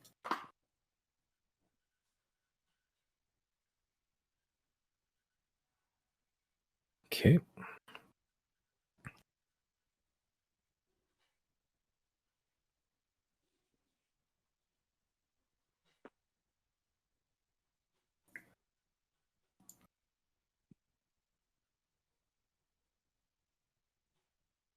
It's kind of peeking around the corner.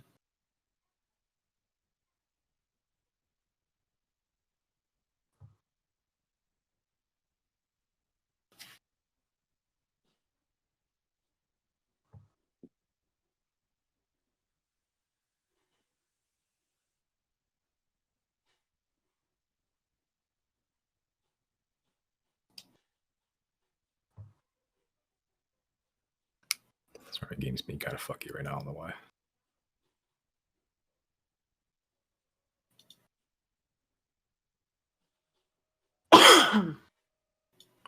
Okay.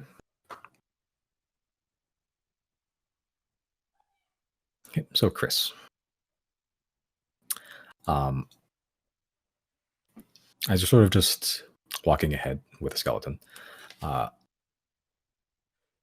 just trying to keep as close as you can, but also trying to be as subtle as you can. I don't know why my game is being weird.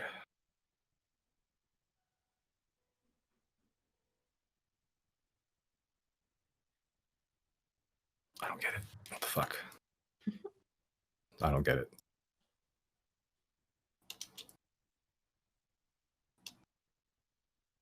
Weird. Okay. Okay. You're sort of walking ahead. And you're just passing pillar after pillar after pillar. You look down at your feet, and with the light, you can see pretty clearly at this point.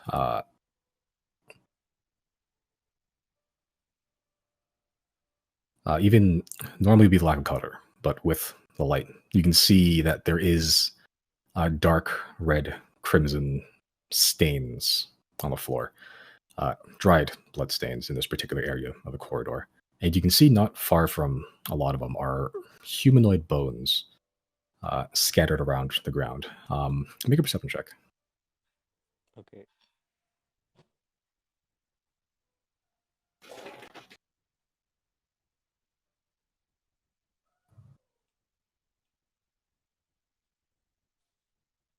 Okay.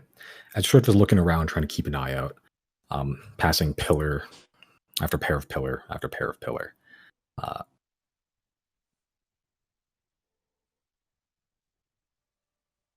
You do hear throughout here, other than the sound of your and the skeleton's footsteps, like a faint humming noise, almost like imperceptible, but it's like a subtle, high-pitched ringing in your ears just constantly. Like you wouldn't even notice it if you weren't like focused on it. As you're sort of looking around, you look to the left, and you look to the right. you can see pretty clearly one of the sources of this faint humming that you've been hearing, as it's pretty loud from where you are. It looks like a strange amalgamation of like a smooth blue-gray metal standing about 4 to 5 feet tall. Something akin to spindly limbs and wires hanging off it. It has a shape of a humanoid, but its head, if you can call it that, is perfectly spherical, like an orb with a glass lens in the center. And it's sort of like melded with its right shoulder area. Doesn't have any hands to speak of. Instead, ending in like a thin tube shape and a collection of just fibrous wires on the other one. Its feet, quote unquote, looks more like horse hooves than a typical humanoid's. An impossibly balanced construct or statue, standing perfectly still. Horsey? The gentle whirring becomes a high-pitched whining as the lens on this spherical portion of these strange statues begin to glow a deep blue as an internal light from within the body spins to life, almost leaking out light from the gaps in its exoskeleton. Further down the Does hallway, this process create any noise? from your end, not much. Okay. For Chris, a lot. Further down the hallway, you see more and more of these lights, one by one, light up periodically in between these pillars. Until the very end, you see a small collection of dozens or so smaller blue lights suspended in the darkness, like the eyes of a spider, almost.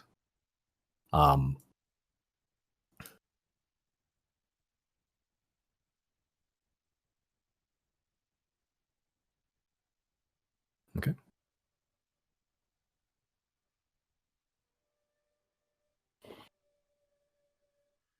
Wait, this thing just turned into a spider?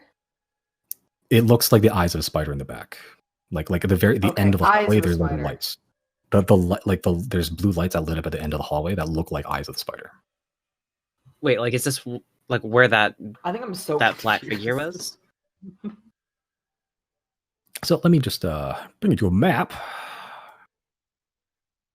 Yeah, I paint a feel picture for so us here. dumb because I have no listening comprehension, even when I'm trying. There was Yeah. something that looked like a horse statue, and now there's like lights that look like spider eyes. Two different things in our Yep. perception. Okay. And lots of skeletons to grab if we have time.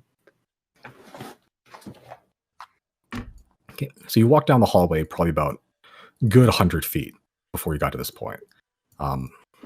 Creature thing that you saw to your immediate right, pretty much. That thing. If you can see that. Looks almost like does it remind me remind me of like the thing we saw in like on our way to the pillar, like that metal thing with the skeleton in it? Certain elements do look similar.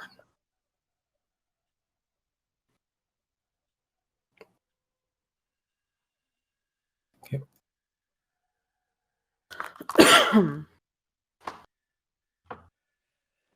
Cool. And within the 10 minutes since I casted detect magic, have I detected anything?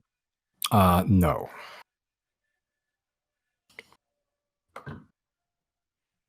Okay.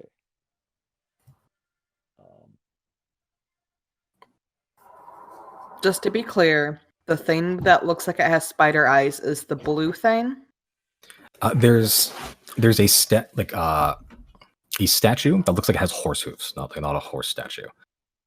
Okay. Like it's humanoid, but its feet look more like horse hooves and not like a regular foot, pretty much. So it's like a satyr?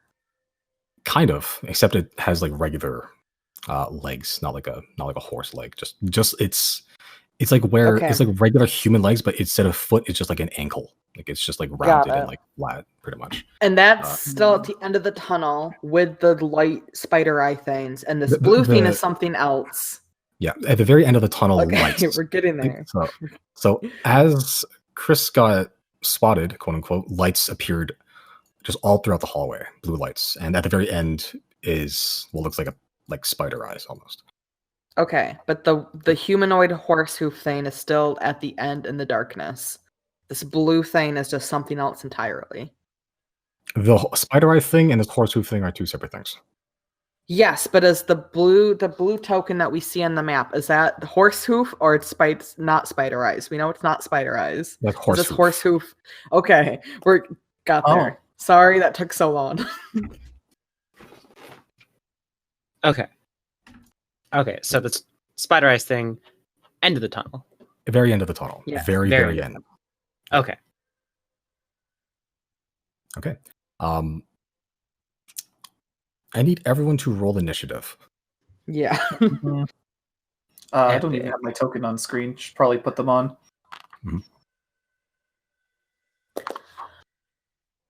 Where's the initiative button? Oh, There we Oh go. boy. Oh boy. You guys aren't on the map yet, technically. You No, have to no, spend we're like like a whole 100 feet round. away. no. Yeah. Yeah. I would Yeah, say we gotta you would sprint over. basically be skipping your turn just to get on the map. Pretty Yeah. much. That So is I'll put you guys there for now not good. Hello, why can't I move my token? because I did not put it on there yet. Do you guys see the Well, map? By the way? normally you can add it. I Oh. thought. Well, I add. Yeah, they added some weird Okay. fucky stuff. I don't know. Yeah, I Yeah, I guess can see they the don't map. want that anymore. Strange. Oh no! Okay, well, whoops. Giorgio like reproduces via mitosis. They changed it. Now you have to grab your name. Before you had to grab the token. Now you have to grab your name. They both worked at some point, I think. Yeah. Jesus Christ, I need Prashels on the board too. Okay. Prashel didn't go with him for some reason. This is going to be a nightmare of tokens. I love Oh it. Yeah. baby, Yo. that was worth it. What? Does critical initiative mean anything, or does it just mean you always go first? Or whatever? Oh, It just means you have a very likely Mm. good chance of going first. It doesn't mean anything. you just special. swap or someone swap Giorgio and Deirdre, so that Deirdre's by Yeah. Skelly's and Jana is Yes. mounted on Giorgio. Hold on, can we all shift down one?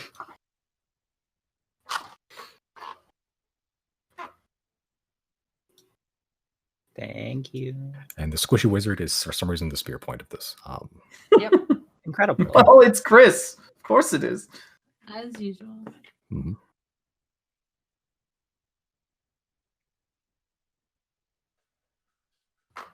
Okay, jeez, I need to look at all your fucking initiative rolls. You guys want to take a break here real quick, or no? Wait before If you're gonna initiative. need a second, No, that might be a good time. Okay. Break you just just give it 2 hours, give or take. already. Yeah, Holy go shit. either way. I guess it's Okay. be- I mean, this initiative might take Yeah. take a while potentially. So Yeah. So let's break. So, yeah, you guys take a Yeah, break. I'll break. set up Alright. stuff here, and then we'll come back. Cool. So, Jenna, your turn is technically first. What's the speed on Giorgio when you're mounted? 50. Jesus. Okay. That's what I'm Zoom. saying. We should have been so fast through the mushrooms. Yeah. You also rolled pretty low, so Listen. DC was lower. I'll give you that because you're going so fast. Zoomies DC was lower. You still rolled pretty low. Yeah. So I'll say with your action to dash with Giorgio and movement, you would get probably a little bit further if you want to get a little bit further ahead of there. Sure. Yeah, as long as we get a little cover on that pillar. Cool. All right. So now the strange this thing. The Bionicle. Bionicle. No, that's a nobody from Kingdom Hearts. No. Oh my goodness. Okay. I hope it turns this out to be a one- good guy, but probably not. This one's gonna walk up to here.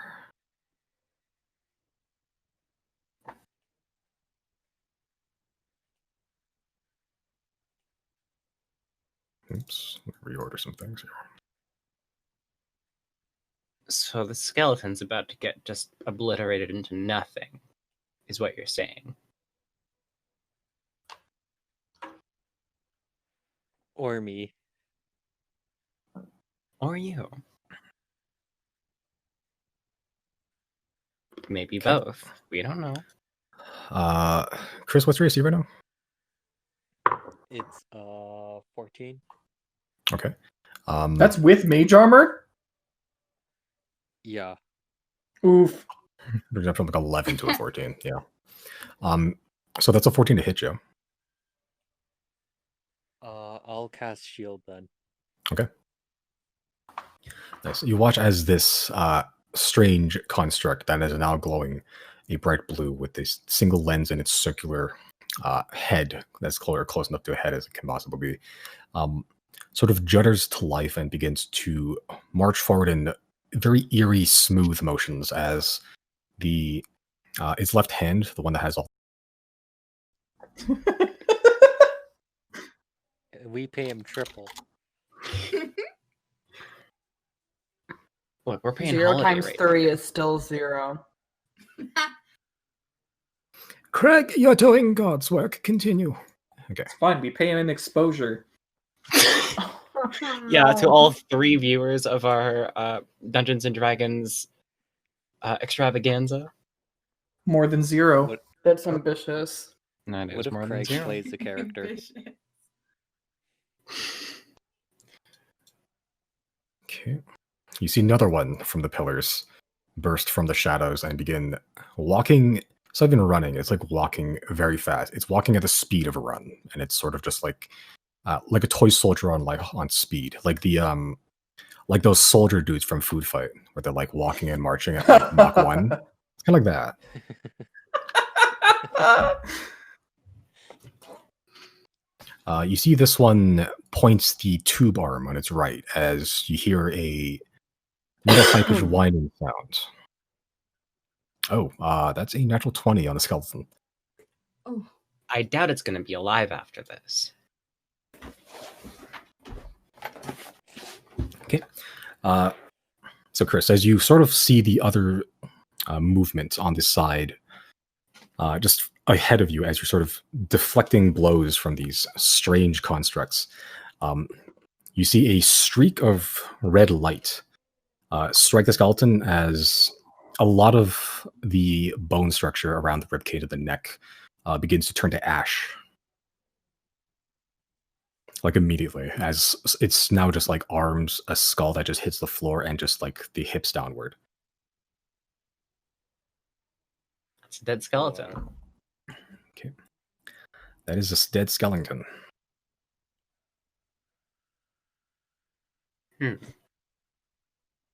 Neat.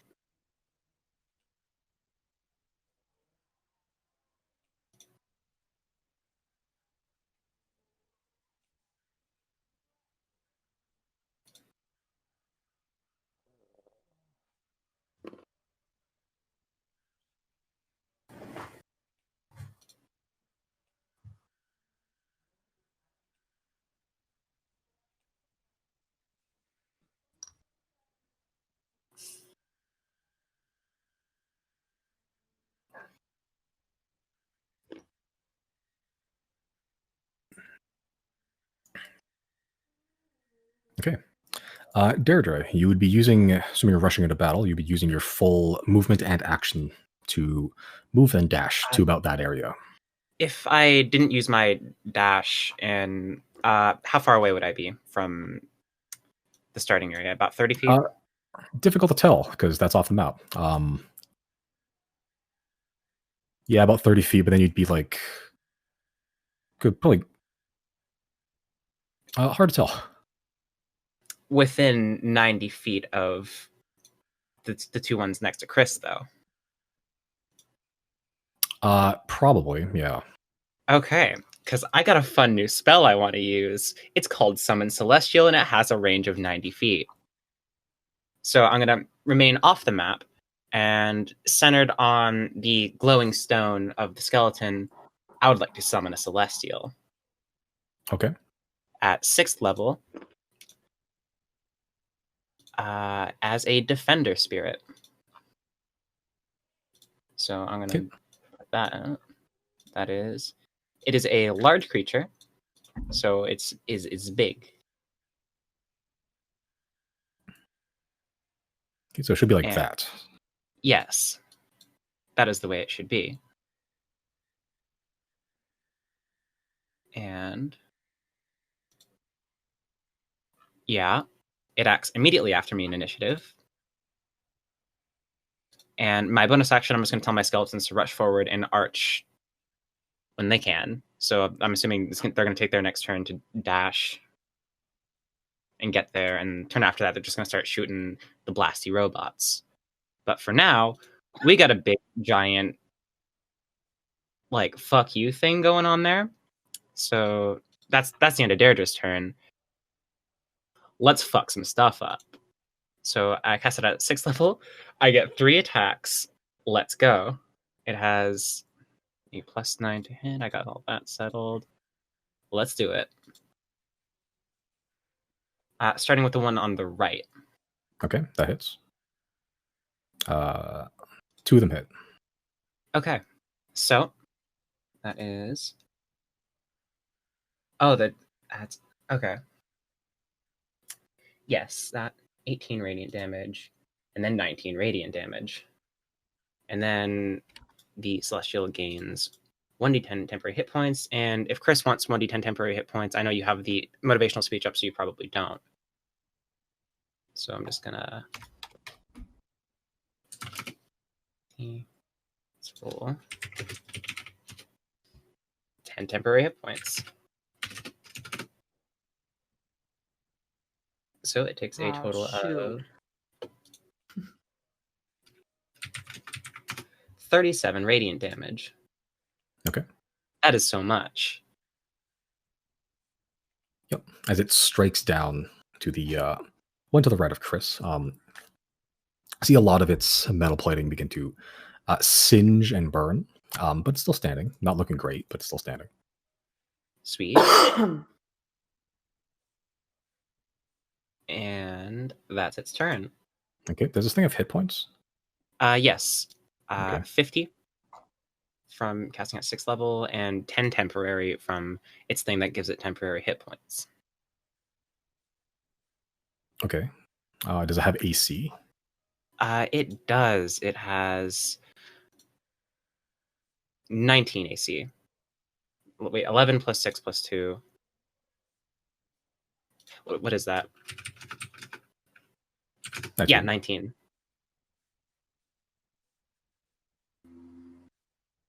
Okay. And that's its turn. Sure. I'm going to condense that description.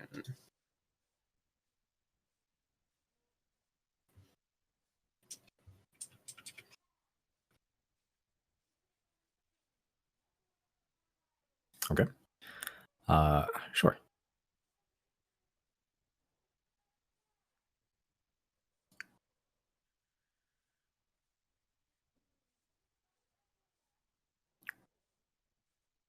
Okay. So, Deirdre, as you begin casting, after you already cast the spell, your celestial spirit,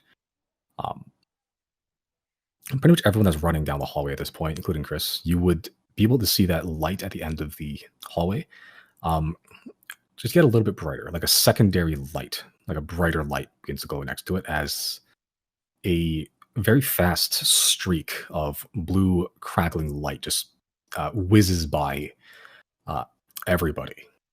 Not hitting anything, but it streaks by very fast. Like all of a sudden it was dark, all of a sudden it was light, and then it was gone just as fast.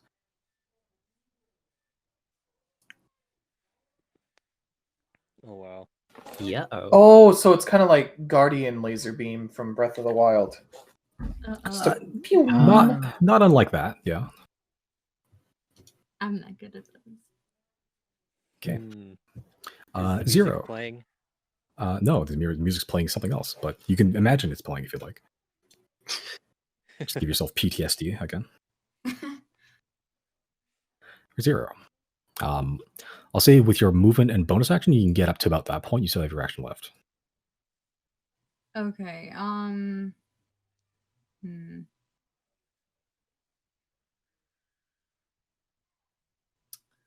I guess for my action, I'm just going to cast Blur, and then that'll be my turn. Okay, Blur's concentration. Yeah. Okay, so I'm just gonna move your guy up here. Concentration. There you go. All right, Riley. With your movement and Fool's Tumble, you should be able to dash with your bonus action, I believe, right? Yep. Well, Yep, that way, so- dash with my bonus. Oh yeah, I guess with the Fool's Tumble. Yeah. Yeah. So you can get at that point, so you have your action left.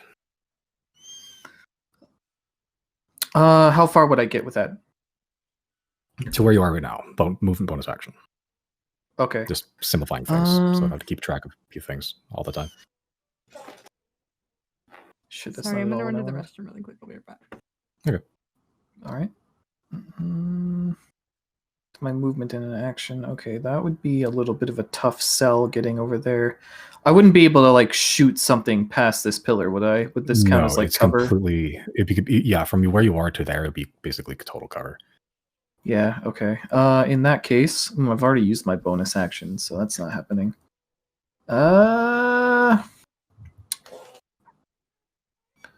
What could I do as an action? Yeah. I'll say you can, if you want to use your action to dash, you can. If you want to use your bonus action or something else.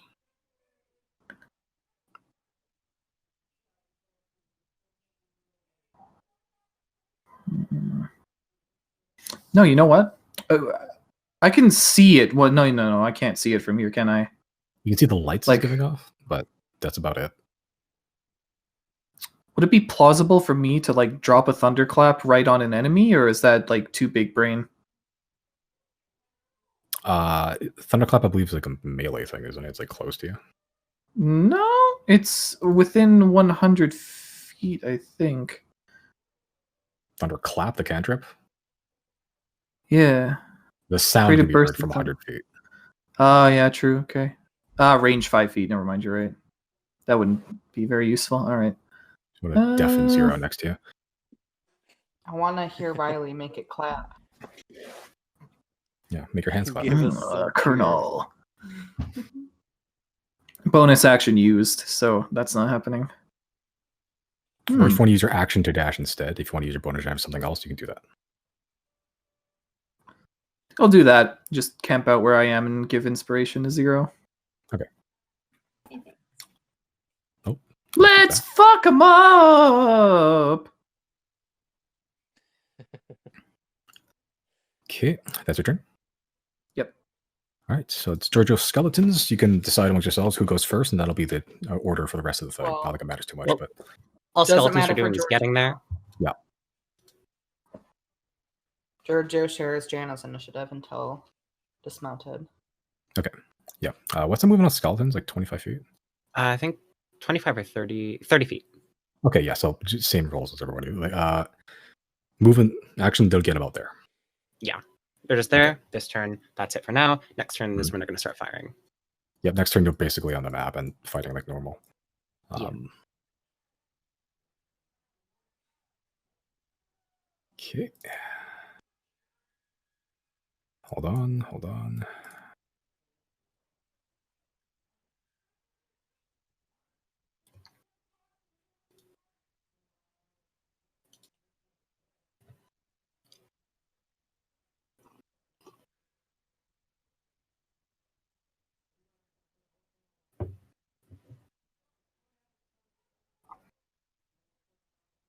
Okay.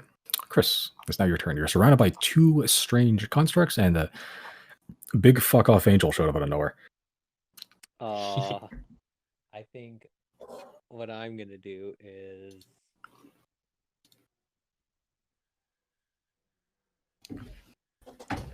I'm gonna cast Thunderstep at 4th level. Okay. And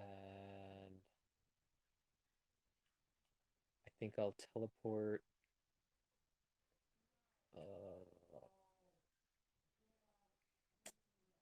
I'll teleport over here. Okay.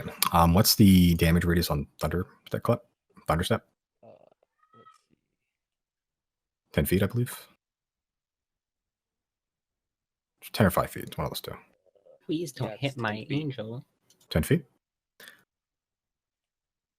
10 feet? Yeah. Okay. What's the saving throw that you make?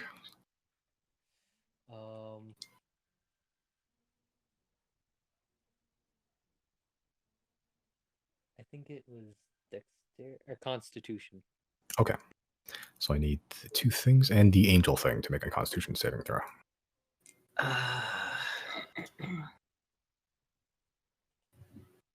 Okay. All right. So what level are you casting this at?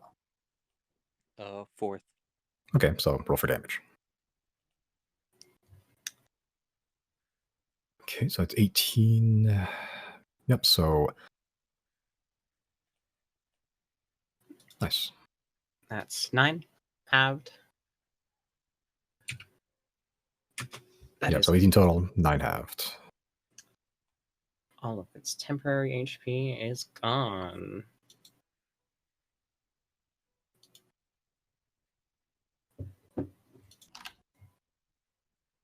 Okay, so as you teleport backwards, you summon a cacophonously loud clap of thunder as you appear a few feet backwards as like a retreating maneuver, hitting the angel that had so graciously attacked one of these constructs. Same one you can see from where you're positioned, just like the blown apart pieces of it, as its arms, legs, and the orb-like head just begins rolling on the ground. Yep, and it's sort of just like blows itself apart from like the joints, pretty much. Okay, Amazing. so that's your action. So have your movement and bonus. You got something to do with that. I think right there, I'll just move 1 space for there, I guess. Okay, And that's it. sure. So now Pratchell's turn.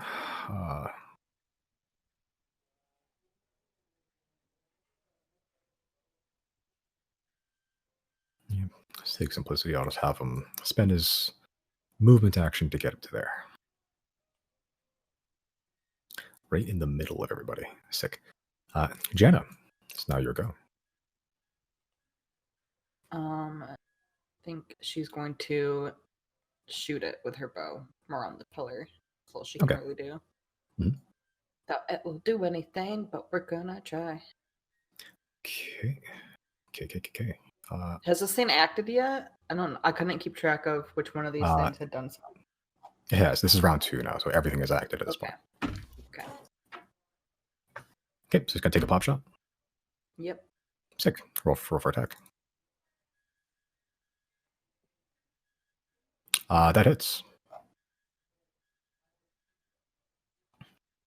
All right. Okay, as you. And then go ahead. Oh, go ahead. I'll say she's just gonna like pop up, like just slightly move over here once that's done. Okay. Mhm. Yep. Like one of those like cover shooters you play in the arcade. You just like peek out, take a pop shot, peek back. You can see as it lands squarely in the chest area, and it sinks in a pretty good amount, but it doesn't seem to care very much about the fact there's now an arrow sticking out of it. Okay. That concludes your turn? Yep. All right. So now these things here.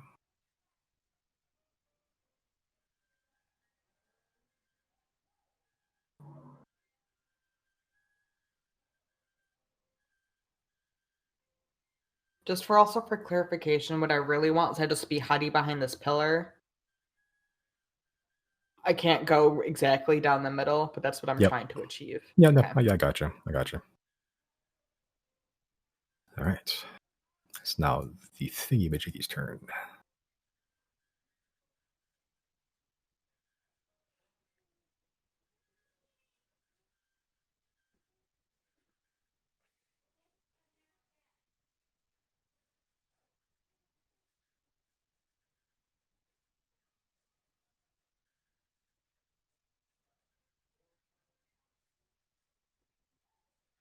Oh, there are more. Oh, there are a lot more.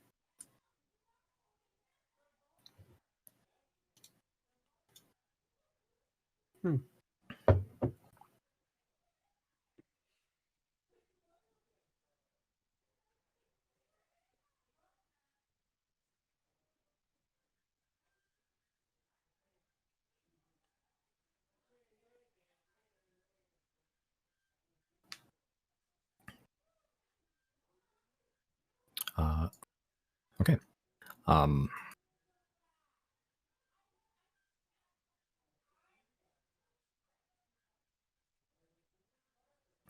You watch as all these lights in the distance, some of them weaving between pillars, steadily moving closer towards you. A lot of them. A couple of them take pop shots at you as these red streaks of energy just begin whizzing past you and fading off at a certain distance. Some of them, one of them tries to stab the angel to no avail. The only one that makes any sort of visual impact is one sneaks around the corner right behind the pillar near the angel and takes a pop shot at you, Chris. That's a 14 to hit.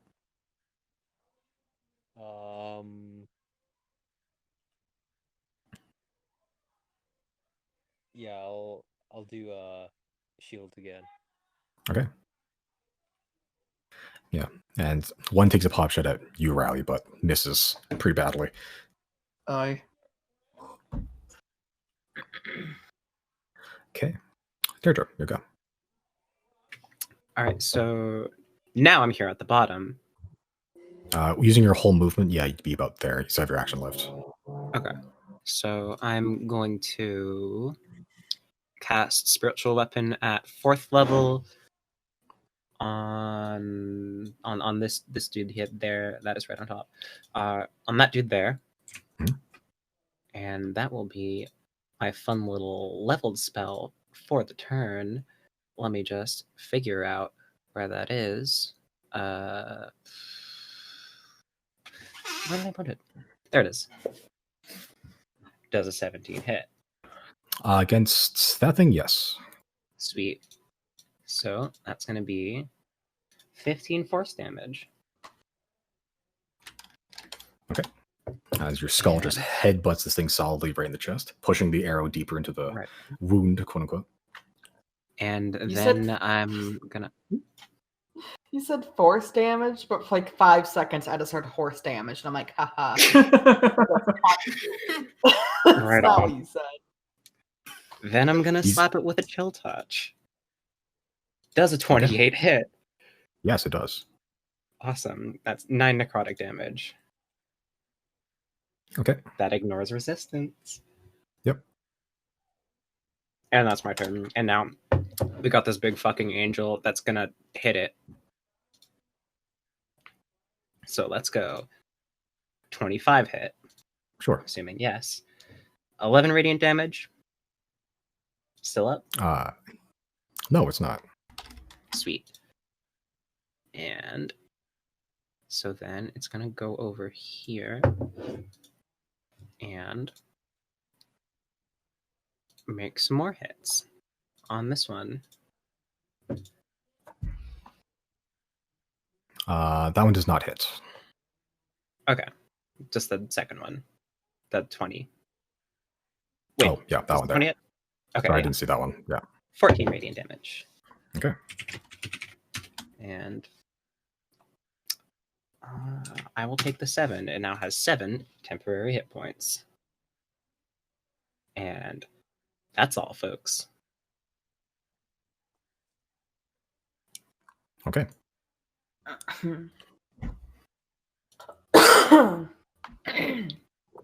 We got action economy on deck.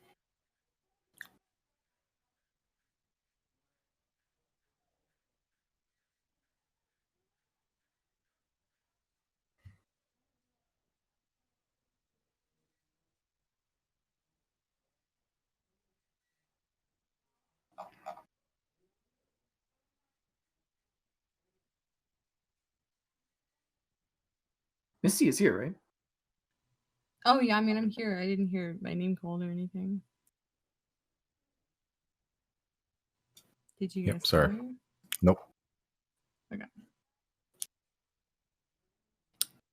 Sorry, I was doing some maths here. Mhm. Okay. Combating these things, cutting through them at a rapid pace. You see the light, that spider-like eye, spider eye-like light with a blue just collection of just eyes, pretty much. You see it begin to spin up with energy again, another secondary blue light. But as it spins up, it almost forms like the image of not even image, like the shape of like an orb, and it begins to glow like a hot white as it launches it very rapidly. This one you can actually track with your eyes, but with great difficulty, and it goes above all of your heads, like perfectly horizontally, probably about like 20 feet above, 10, 20 feet above all of your heads, and it explodes right above pretty much all of you. I need everybody to make a Constitution saving throw. My favorite. Oh no.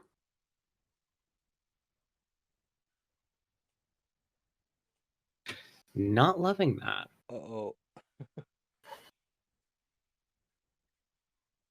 Does this depend on smell? Does not. Would Chris even be affected as much as we are? Because he's kind of far away from us. It's pretty big radius. Okay. Exploded like a little So- bit behind Deirdre, so What you're saying is we're all dead now.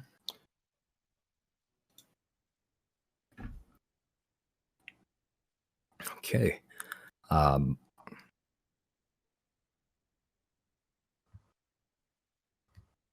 Skeletons too. Oh, right. Yeah, those exist.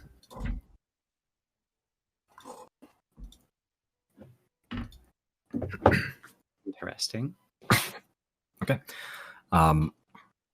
So everyone, pretty much except one skeleton and Zero, take 13 fire damage and 17 radiant. 30 That's a damage good total. bit of damage.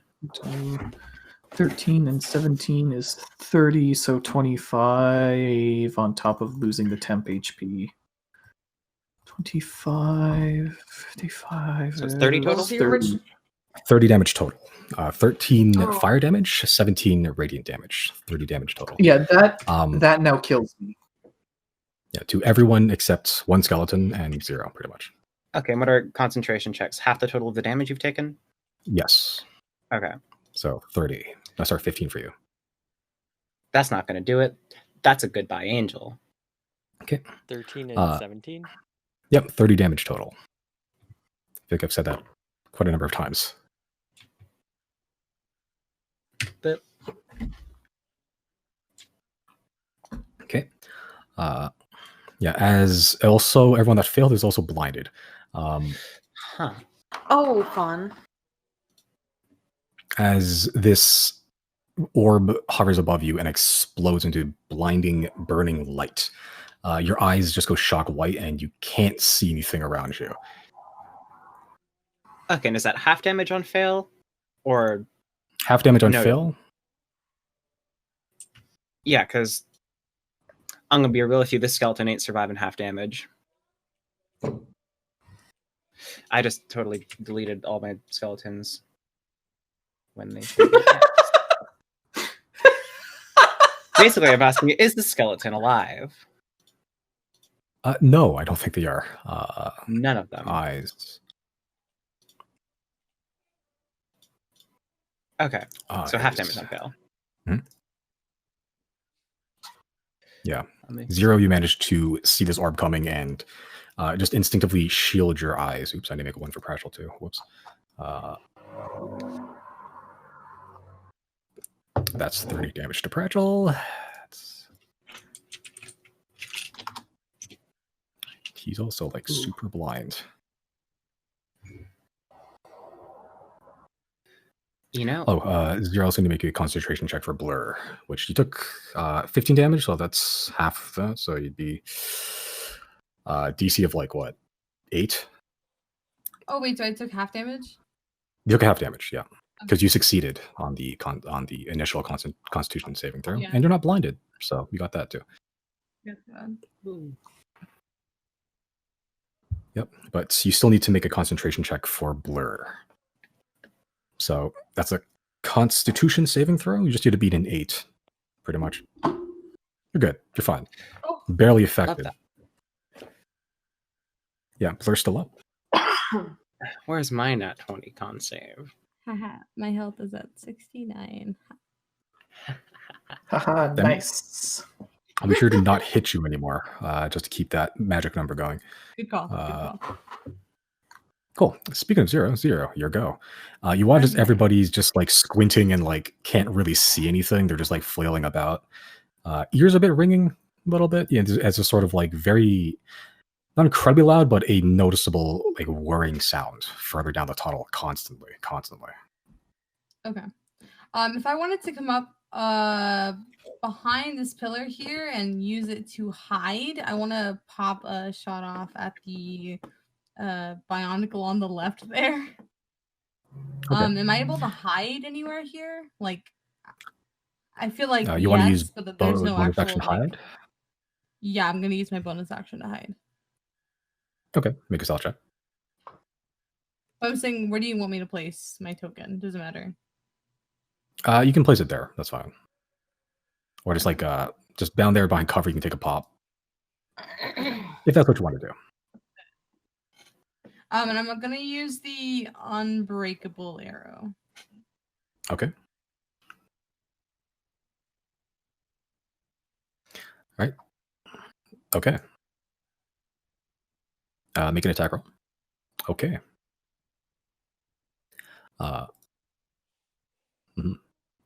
Roll for sneak attack. There we go. Sick. And- That's Okay. damage. Oh yeah. Okay, so you glide silently just near Janna. And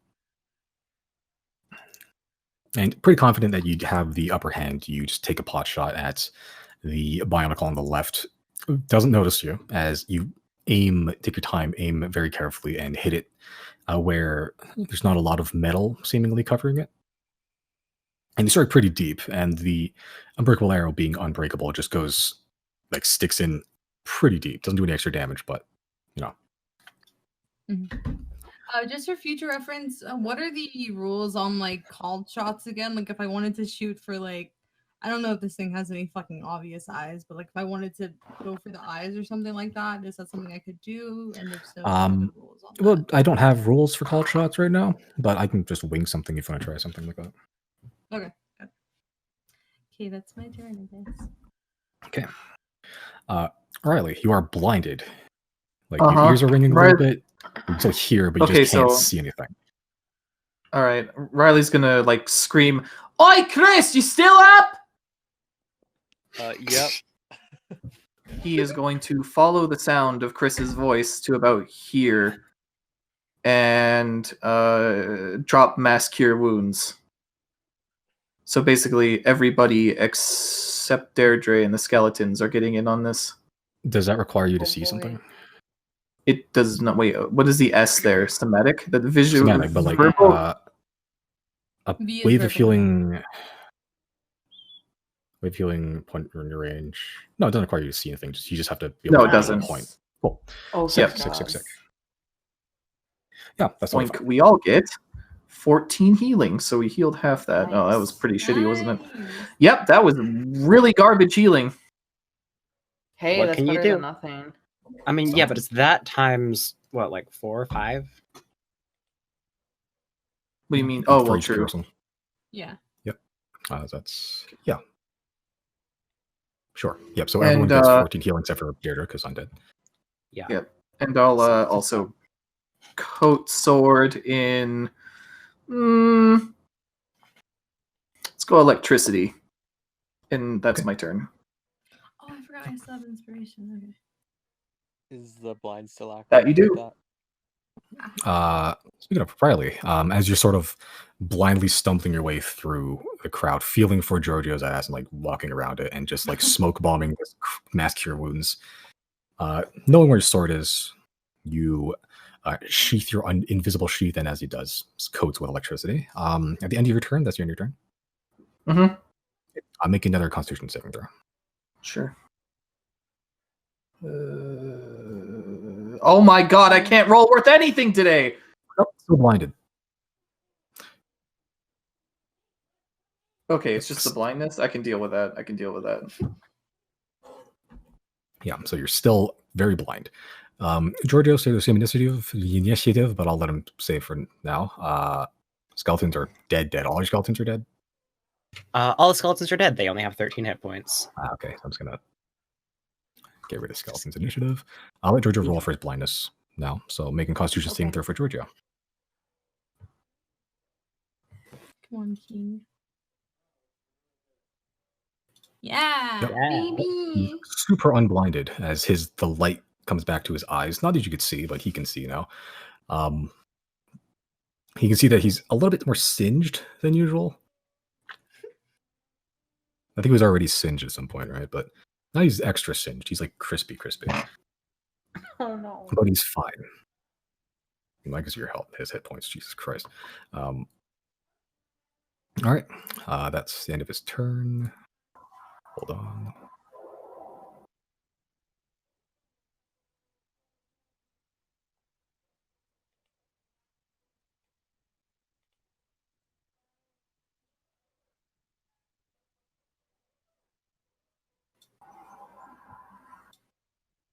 Okay, Chris, your go. You are blind. Okay, I'll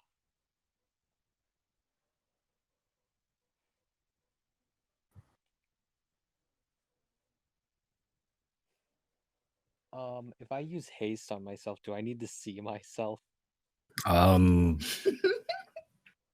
Just saying the thing. If it's yourself, else they know you know where yourself is.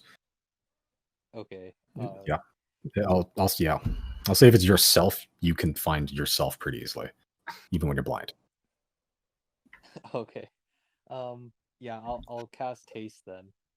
Okay, that's concentration. Okay, as you feel a wave of energy just strike your internals, your physiology is overclocking right now. That's your action. So it's your bonus action, your movement, which your movement is now doubled. So also a lot harder to hit. Oh my god. Giorgio with haste. That's installing a supercharger into Giorgio. I think I'll move. I'll move over here. Okay.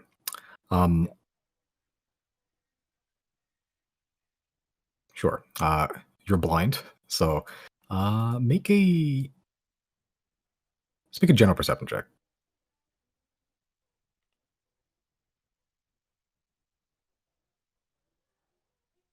Okay.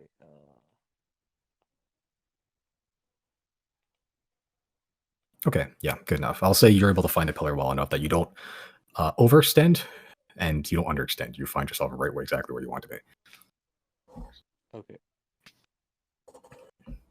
Okay, that's the end of your turn. Yep. Sure. Make a Constitution saving throw.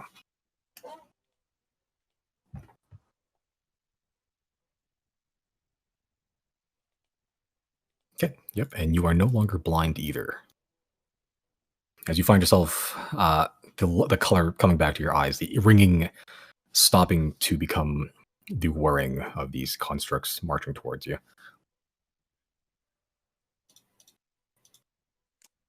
I'm free. Okay. Hold on. Who's the closest person to the? Okay, it's not that bad. Yeah, whatever. Fuck it. Okay, cool. So that's your turn. It's now Pratchell's turn. He is blind. What is he going to do?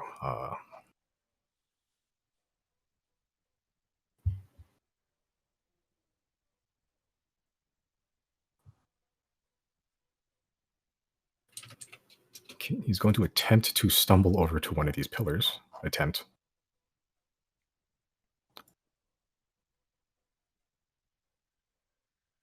He doesn't. He finds himself about there, but he does cast Mage Armor on himself, so his AC is a little bit higher now.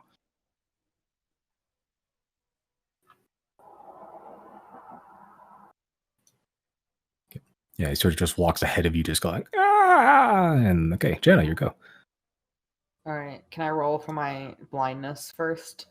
That's the end of your turn. God dang. Okay, then Jana's just gonna go. Who turned out the lights? And then I guess Giorgio's taken over because Jana can't do a single. Wait, did you say you can use spells as long as it's like for yourself? Like, can Jana cast Goodberry and just eat all 10? Yeah, you can cast spells as long as it doesn't say you need to see somebody, unless it's yourself, because you know Well, where you it are. does. It's visual, but like again, if she's just doing it to herself and like putting them in her hands, putting her Yeah, hands to her mouth. that's fine. It'd be weird to have you just search for where yourself is. Okay. Yeah, so She's that's fine. gonna gain 10 hit points. That's all Jana can do. But Giorgio, man, Giorgio can see. he's driving this car now.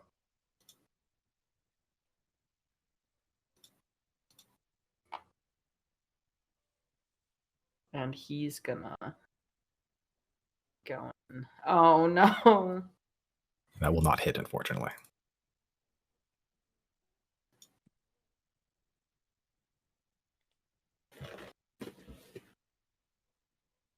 Okay, I think that's one attack. I think so. Okay, yeah, I could be wrong. I thought you had multiple attacks. I don't know. I don't remember the rules of the I think because upgrade. he shouldn't even have an attack at all. Like I think that's already the Yeah. Okay. Yeah. Yeah. Yeah. I think I like to have some extra attacks because it's cooler. It makes sense in my head. Okay, that's the end of your turn. Mm-hmm. Cool. Oh well, Your Jana turn. still has to Yeah, make it roll for save. blindness. Constitution saving throw. Still blind. Bad turn. Yeah, you can smell something weird as you come up. It's like sort of. It's very irony, like metallic. Cool. Neato.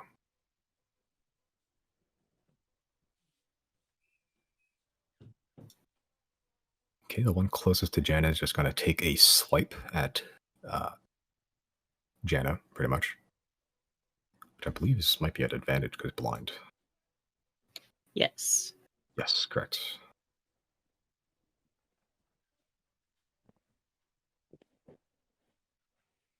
That's a 21 to hit. Yep. Okay, so you take 6 piercing damage and 6 lightning damage. I also need to make another Constitution saving throw.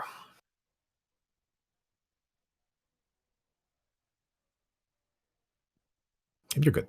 You can feel your muscles begin to seize as this blade of electricity just enters your body and almost like causes your nerves to like not respond to you, but you manage to resist the effect as the construct pulls this blade out of your body. You're fine. Still a couple more to go.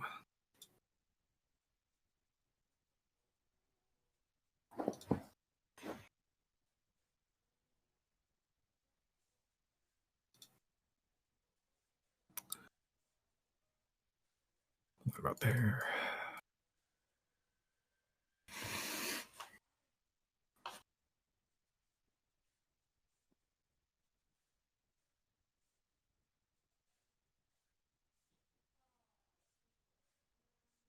Okay.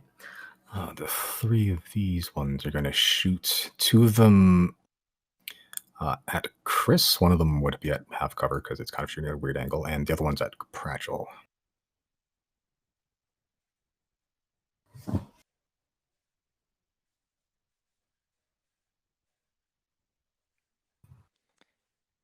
I think my AC is at 16 now. Okay.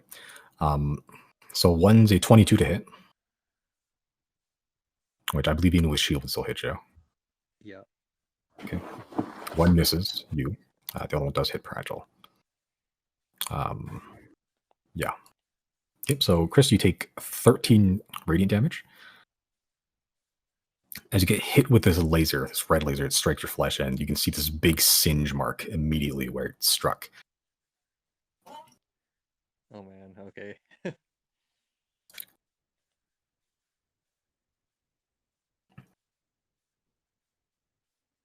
Okay. The other one misses you barely. The other one, oops, you know what? And that one's what hit. Yeah, the other one does hit Pratchell. He does take damage.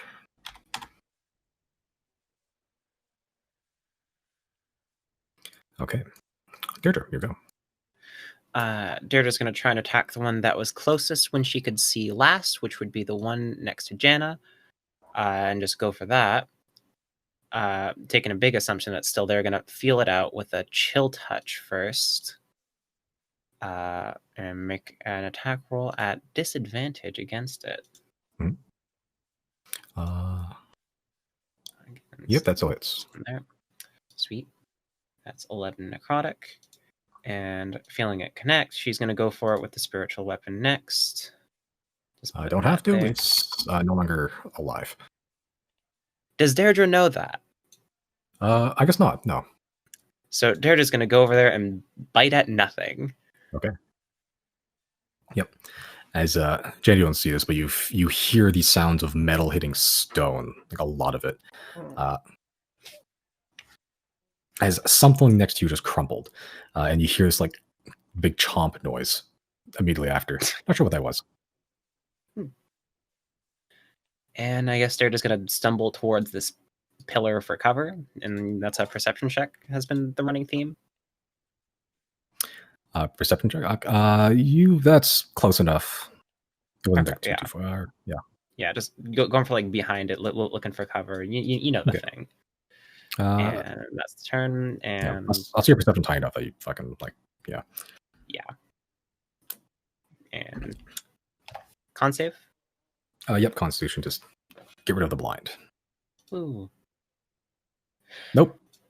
Still super blinded. Son of a bitch. Can't see shite. Sucks to suck. The dice said no. Really hate being blind. Okay.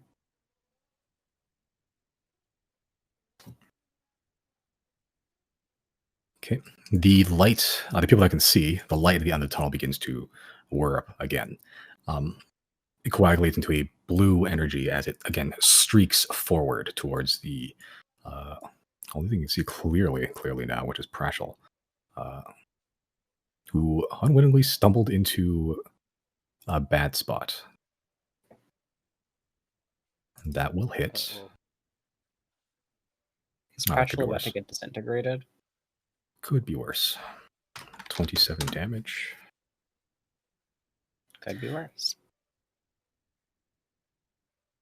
As the people that can see, you see this blue streak suddenly appear and then disappear, and it strikes the stonework behind you, leaving this big, huge, probably like a couple inch-sized crater. As Zero, you look over to Prachel and you see where it struck. It just barely glanced, but there's now this big circular, just piece of flesh is missing from his torso. Fuck.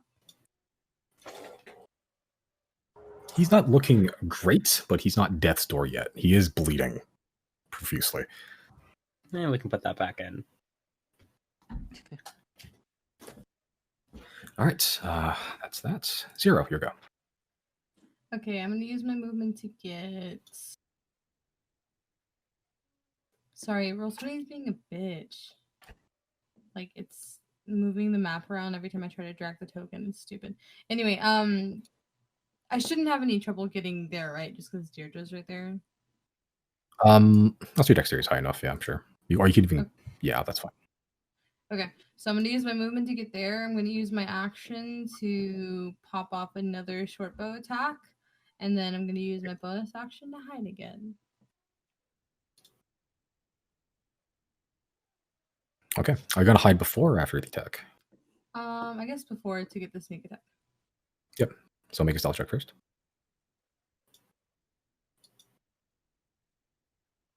Okay, and make an attack with your short bow. Just regular arrow. Yeah. Okay, that'll hit.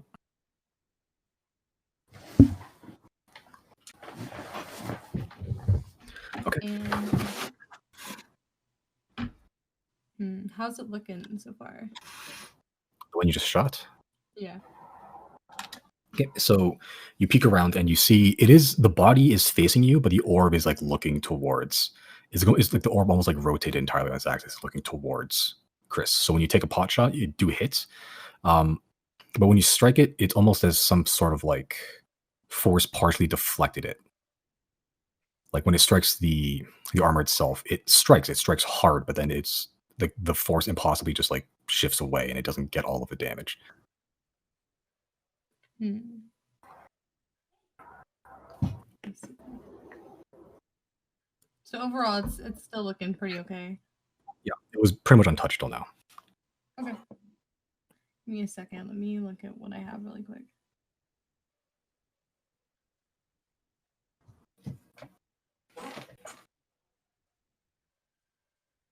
You still got your you use your movement action bonus action so far. Mhm. That's your turn. No, I'm still looking. Hold on. I'm trying to decide if I want to use my action surge.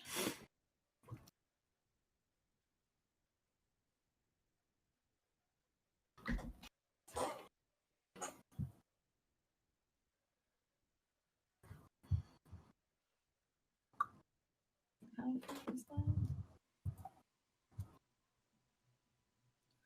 Okay.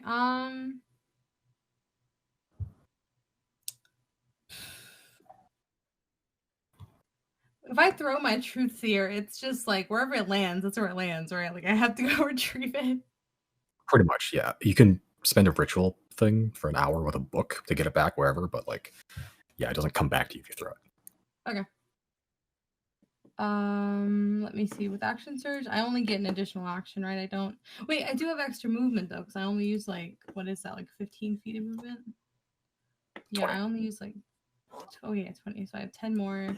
So I'm gonna move up here.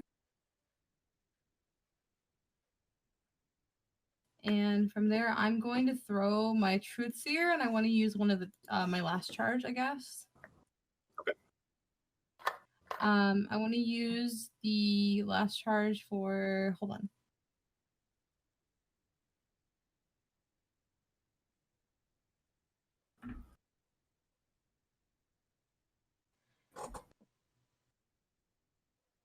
Question. If I throw my Truth Seer and I don't hit, and I've already said I'm going to use the charge, do I have to use it if I don't hit? No, I believe with that one you can decide. It's kind of like the Paladins thing where you can decide to use it after you hit. Okay. So yeah. Then I think I'm gonna lunge out from where I was hiding. I'm gonna throw my Truth Seer, and I'm gonna use Mind Overload if I hit. Okay. Make an attack roll. Actually, hold on.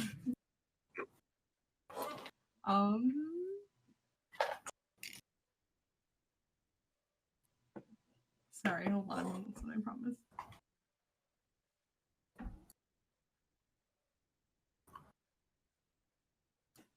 Okay, yeah, never mind. I'm out of movement. Yeah, I'll just go ahead and throw it, and then if I hit, I'm gonna use Mind Overload. Okay. Make an attack roll with Truth Seer. That will hit. And then is Mind Overload in my attacks, or do I just need to roll 3d8? I don't think I put in your attacks. Just roll 3d8. Ugh. Okay. So 4 damage, and yep. So this one, unlike the other one, where there's this weird uninvisible force, this one just goes straight through like butter and it pierces in pretty deep. And as you expend the charge to break the construct's mind, you feel almost empty, as you don't feel a mind to break.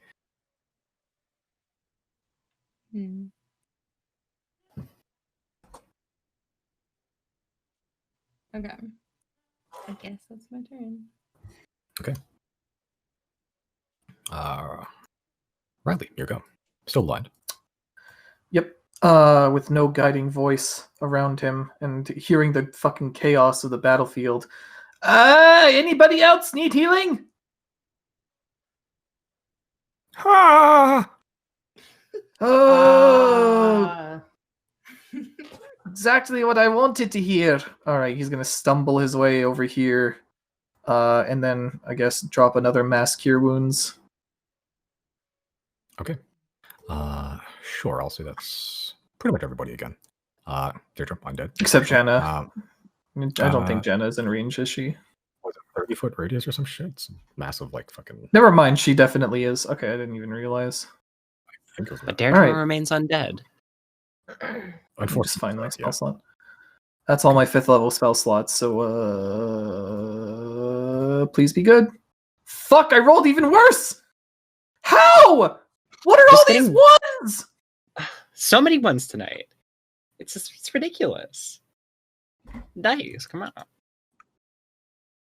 And then, I guess bonus action to Fool's Tumble. Oh, who was that?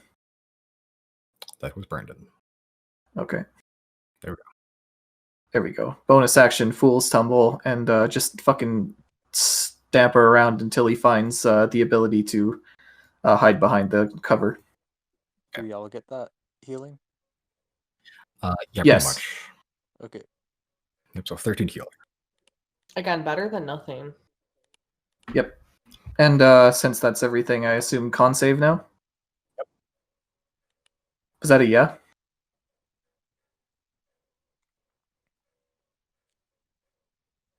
Ah, fuck my connection. Hello? I think the answer is I yes. can hear you. We might have lost Okay, so- Simon though. Hello? Hello. Con save? Con save. Okay.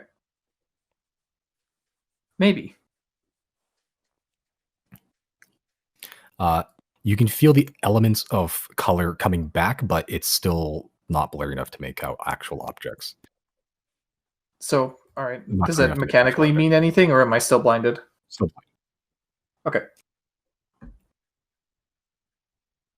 like barely, but yeah. Okay, that's in your turn. Yeah. Giorgio, still thing. Okay.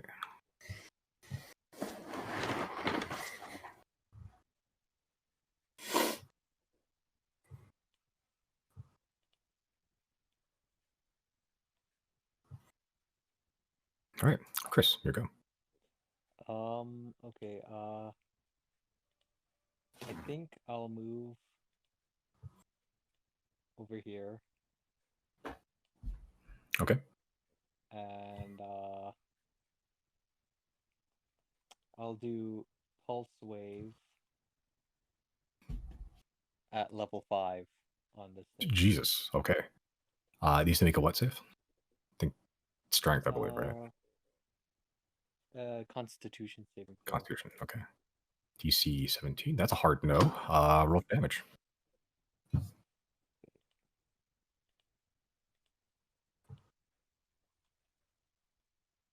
Ooh, okay.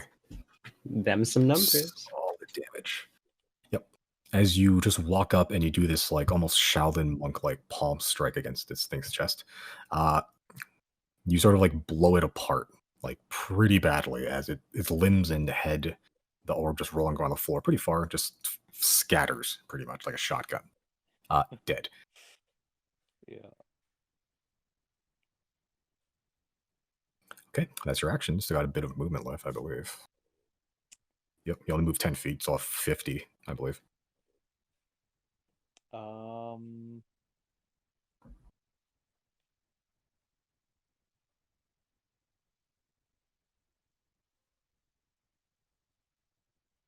If I go here,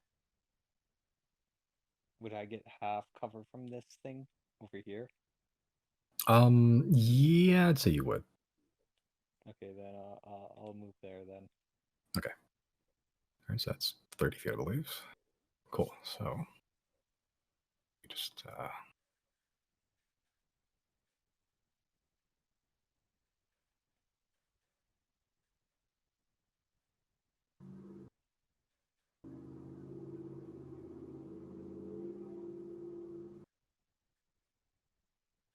okay, that's in your turn. Yep. Okay. It's now Pratchell's turn. He's not still blind.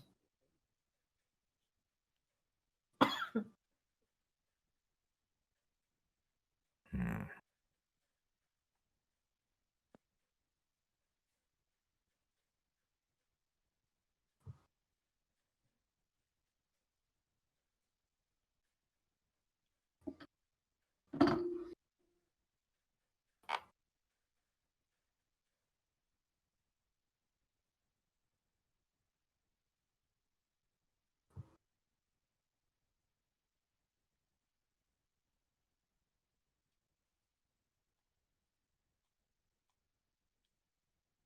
Yeah, there's not much you can do, really.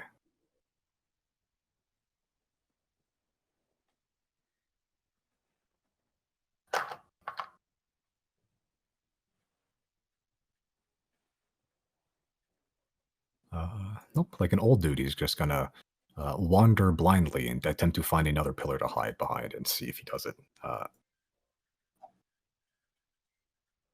No, he doesn't. He wanders further over here. Jesus. Love that. His perception is not great. Jana, your go. You are still blind, but your bear is not. No. So he's gonna take us over here. Hmm. He's gonna go into his big mincy claws. That'll hit, yeah. There we go. Baby. Okay. Jesus. Do you know if his claws count as magical? I don't think they do. I think those are just his normal claws. They're just really strong.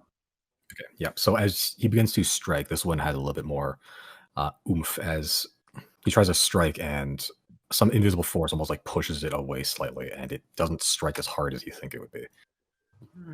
But it still strikes. Yeah. Would you like Jenna like to do anything?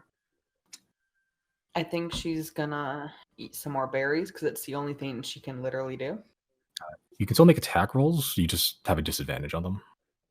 I don't think she Yes. knows where she is, and she doesn't feel comfy just swinging away at things that she can't see. Yep, And I fair think enough. she's just been taking damage the whole time, so she's just prepping for another hit in a second. Okay, that's the end of your turn. And no. God damn it.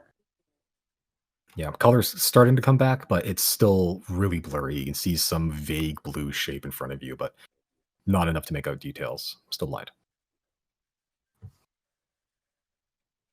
That's it. Okay.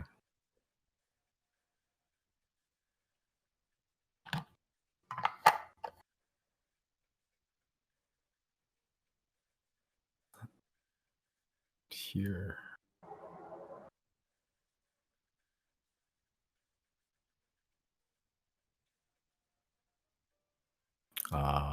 Yeah, both of them try to take swipes at Jenna and Chris, and they both miss horribly. Horribly with their little electrified knives. That's good. Yeah, swipes go nowhere. Chris, you're like Neo in the Matrix. You sort of just go slow motion. You look at the thing and look back at the mid motion swing. Jenna, you're sort of like flailing around and like just by happenstance manages to miss you. All right. Cool. Deirdre, your go. All right. Can I hear any of them making metal sounds? Make a perception check. You're Okay. pretty far. There's a lot of metal hitting metal on the ground from the things dying too. That wouldn't have been a disadvantage, but whatever. late I'll tune. take the 18.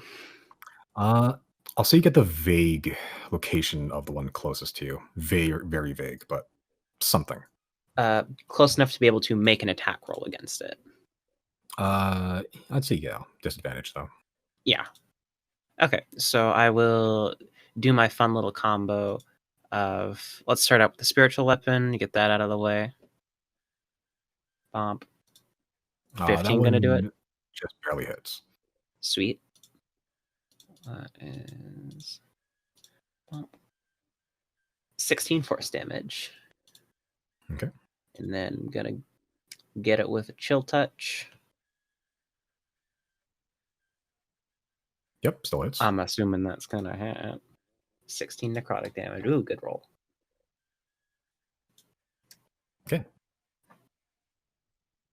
Yep. And that's it. That's the game. Okay. Con As save? both of the attacks strike Jenna again, another crumpling of metal in front of you. Yep, con save. Sweet. Love those. Love Okay. those. Yep. You are no longer blinded. Color has returned to your eyes. Sweet.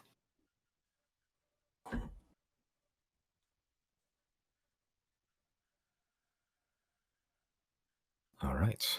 That the end of your turn? Yep. Okay.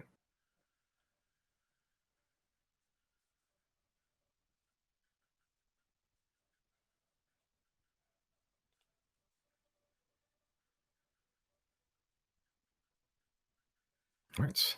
Another charging of light at the end of the tunnel. Again, striking the clearest target you can see, which is still Pratchell.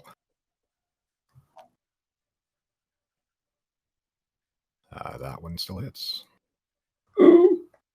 Is a lot less good for Pratchell.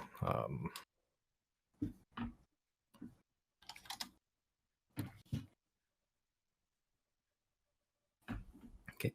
The people that can see now, again, another streak of light hitting pretty close to the center from almost every time, pretty much.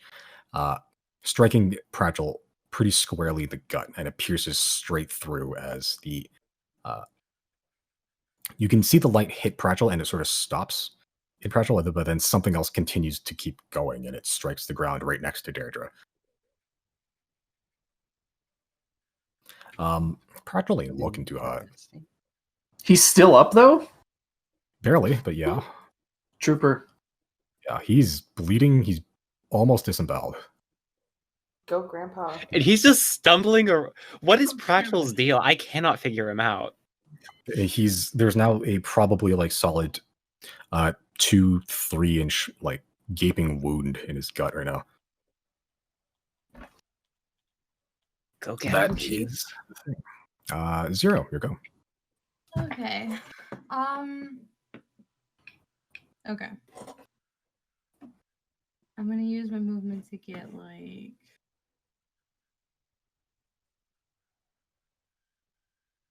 Sorry, roll 20's being an asshole.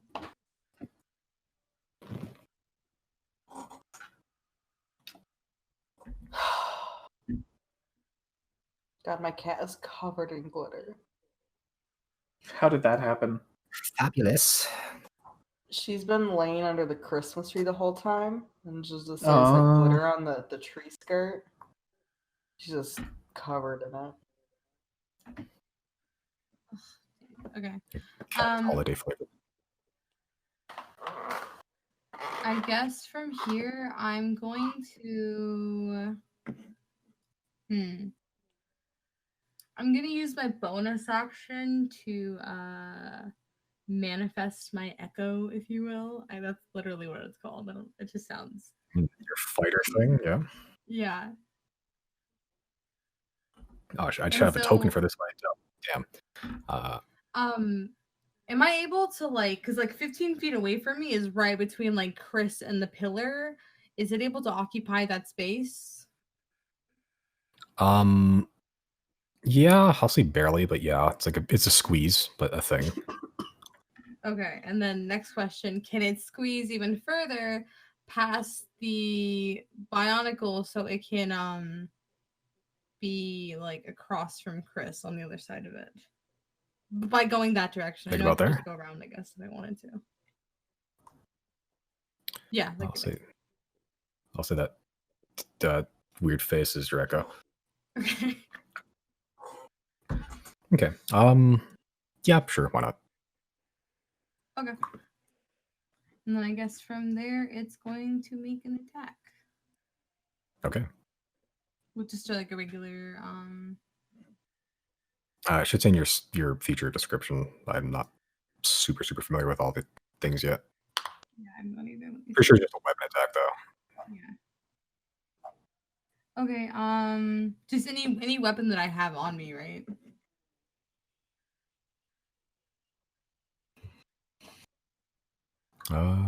Is that what you would... I can't remember because I know you made rules for the Truth Seer feature, and then I know this is different for the subclass. I know for the Truth Seer feature, you said that the Echo could have everything that I had on my person, but I don't know what rules apply for this one. Like, if it just, I guess it doesn't make any sense for it to make a weapon attack and not be fucking armed, but like, Yeah, I'll say it just has the it can make an attack roll, but with all the weapons you have, pretty much. Okay. Yeah, but you want to like use the wand of lightning from it or something. No, yeah, I got you.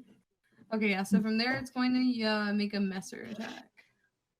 Okay. And since they're flanking, do they get advantage? It does. Yeah. Was that a yeah? Cool. Does it? Doesn't have sneak attack, does it? I don't know.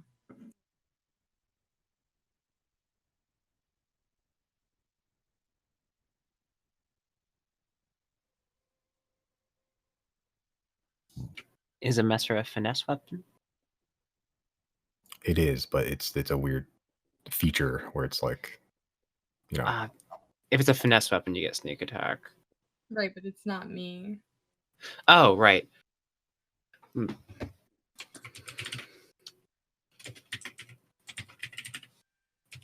Ooh, a nuanced situation.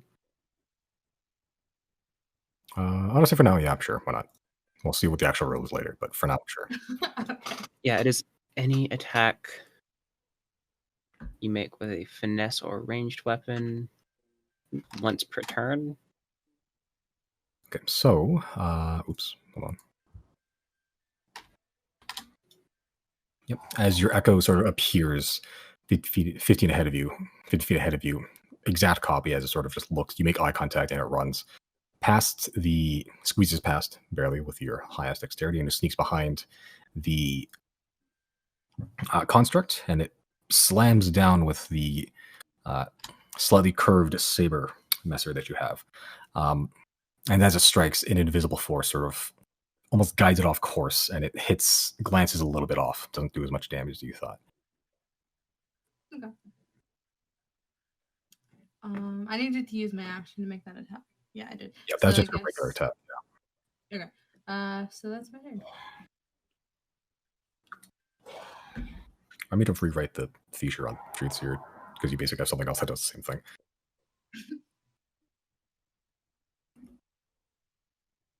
Okay, that's the end of your turn.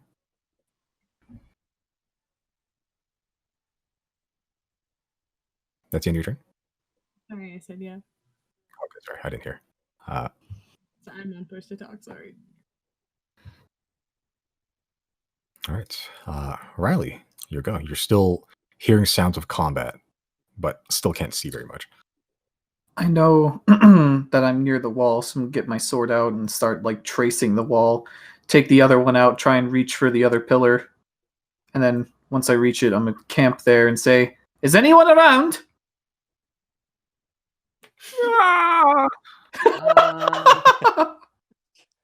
I think Oh, Pratchell. I'm gonna follow it. I'm gonna grab Pratchell. I'm gonna fucking drag him behind the pillar. Okay, so how much movement was that? Started there. Sure, I'll say close enough. Why not? Alright, listen, old man. I can't see shit and I'm running out of heals. You need to stop running yourself into danger. I'm gonna I cast can't Healing see Word on him. anything. Healing word level 1. Wow, I get the max heal on the worst thing. Okay. And nope, that's my turn. I don't know what else to do. Make it the con save. Sure. Can he roll a 15? Oh no. Still blurry. Still very blurry.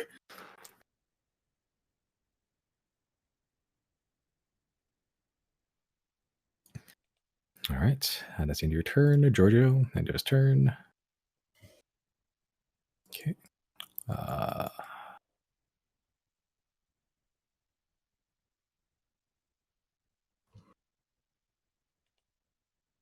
right, Chris, you're up. Okay.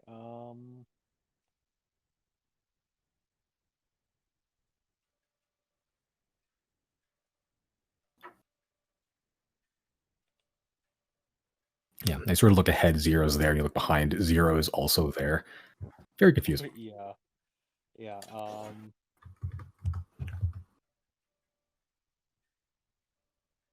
Hmm.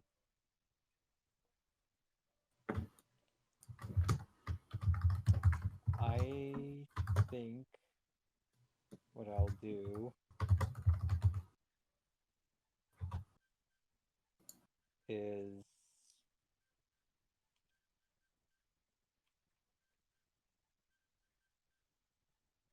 I'll try magic missile at Okay. 4th level. Okay. Point blank.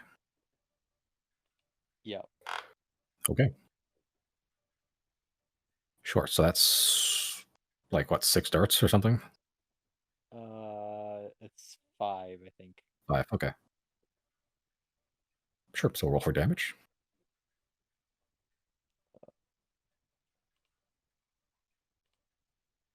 3 times 5. That's 15.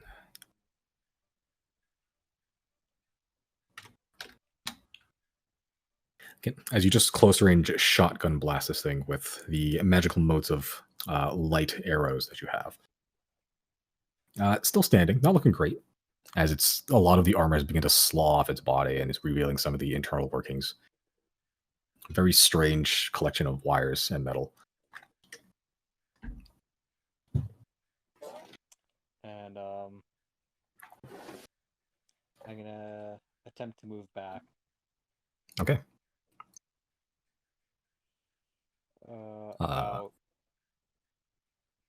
About here.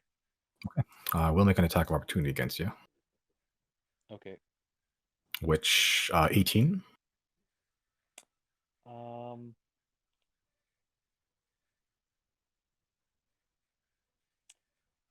Yeah, I'll use actually I'll take the damage for that. Okay. As you sort of try to back off, and it whips around with the blade that extended from its arm to attack you. You take 4 piercing damage as it sort of stabs you in the leg, and 5 lightning damage. I also need you to make a Constitution saving throw.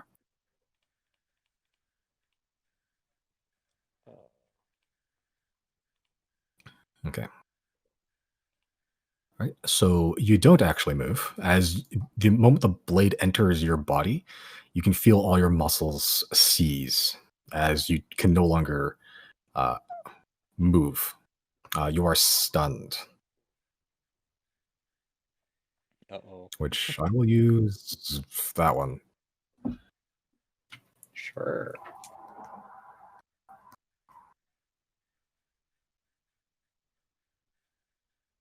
Which you're stunned to the end of your next turn, which is now, so you're no longer stunned. But you didn't move.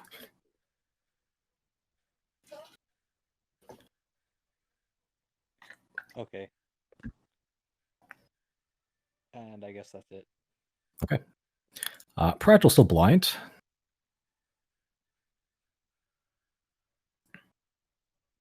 He is going to see what he's going to do. Pragel hasn't done shit. If he tries to do anything, Riley's gonna like. Can I use my reaction to like pull him back? That'd be something you would have to like hold your action for, I think. Oh, okay. I don't think he's going to move. He's already been shot twice and it's done nothing. He's just going to stay there where he thinks it might be relatively safe. End of his turn. Just con save. Jesus, sweet mercy. He's no longer blind. God, I wish that were me. Yeah. One of these days. Right, Jenna, here you go. Giorgio is not blind, but No. I think we're just moving up here. Because that's the only thing. And then Jana's going to make a Constitution saving throw. Okay. God, So- fuck. Alright, that's it. That's the whole turn. all right. What are these things left? Tries to lash out with the knife it has. Misses you, Chris. entirely. Okay. Again, slow motion as you're sort of just ducking at this point. Deirdre, here you go. Okay.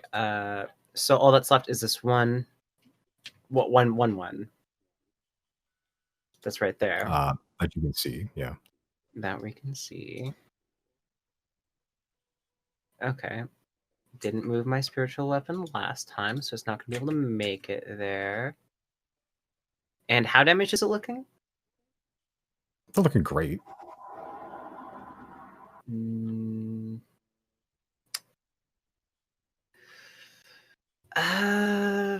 Do I want to blow a huge spell slot on this?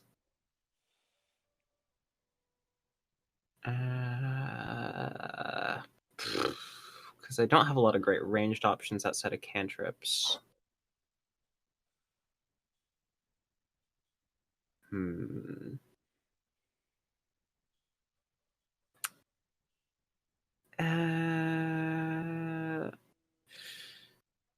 I guess I don't need to. I will just hit it with a chill touch. And I will move forward 30 feet here. So I can get a better look on it. And get it with the chill touch. Bop. Okay. And that'll do 15 necrotic damage. Good rolls.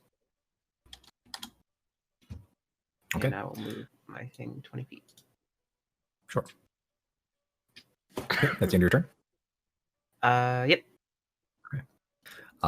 Sure. As you set up chill touch, it seemed like is almost resisting the necrotic, but your necrotic energy just sort of pierces in deeper than it could possibly resist, as a lot of its armors begin to corrode immediately. Okay. I love just being able to ignore everything. It's great. Okay. The light at the end of the tunnel begins to war up again. It's going to hit the thing that has a clearest line of shot right now, which is Deirdre. 25 to hit. That'll do it. Okay. Ooh. Okay.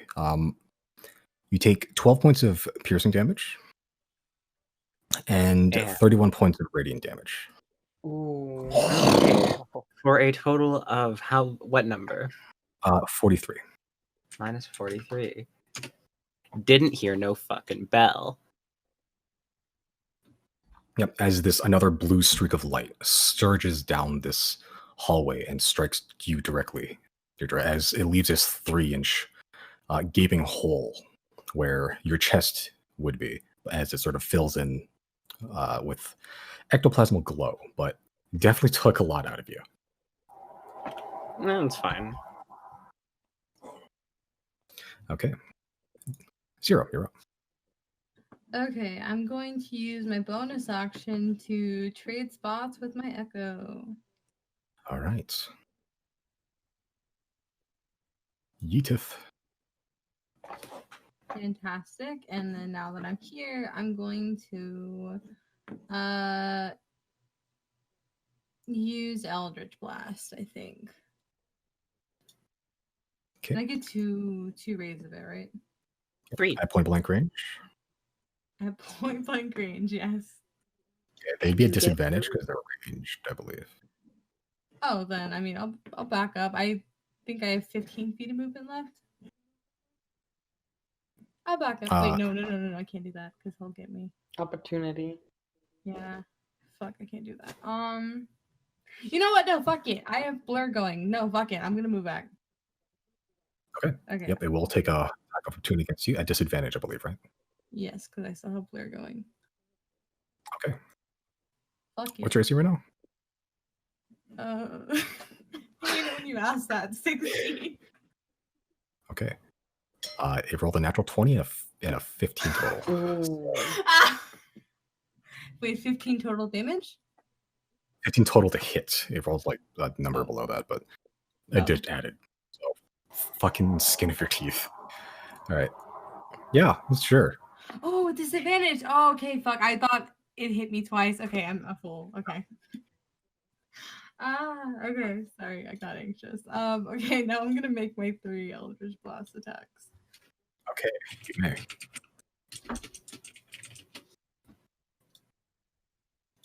One of those hit. Okay. That sucks. Okay, I guess that's my turn. It didn't have a lot of hit points left. As Thank God. you miss 3 of them, your blur sort of getting in your own way as like your vision starts like mixing with itself, sort of. As you take 3 Eldritch Blasts, 2 of them go off the mark, but 1 of them does hit. And it blasts metal parts and wires all over Chris. Hot.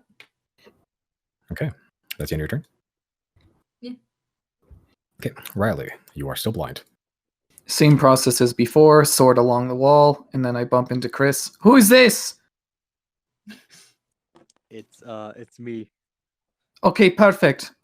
Back behind the pillar, and then I'm just gonna slap him with another healing word.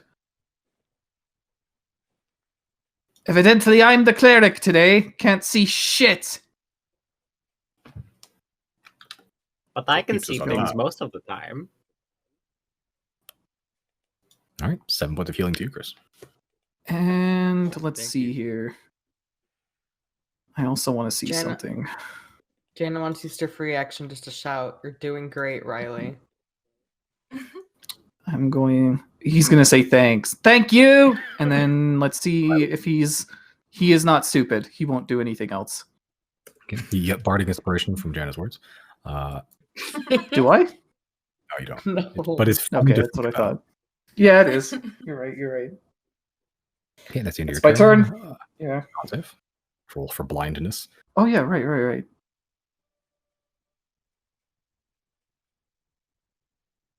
I'm never escaping this. Still blind. Yeah, your eyes are like beyond fucked. Like you haven't seen shit for like a minute.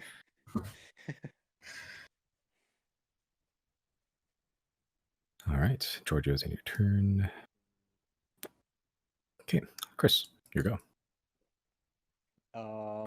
Well, I think I'm gonna move.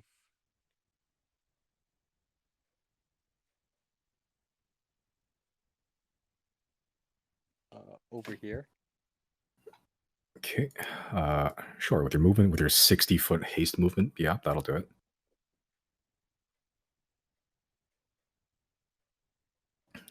And Okay. yeah, that's it for now. Yeah, you can take the dash action if you want to, and the dash action again if you want to with the hasted movement. Depends on how far you want to go. Can I see more Yeah. over here? Yeah, just hold on. Let me just because you guys didn't get that close before.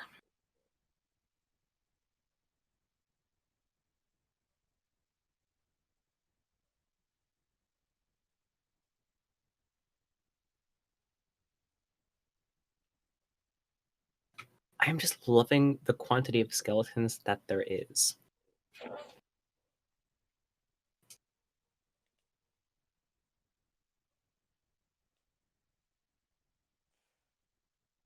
Dash would put me at how many feet? You have 60 feet per go, so you have your regular haste doubles your speed. So you can move 60 feet in a turn. You can also dash with your action 60 feet. As with haste, you also get an extra action that you can use to attack, disengage, or dash. So you can move 60 feet 3 times in a turn if you wanted to. If you want to use all your actions to do that. So you can haul ass if you wanted to.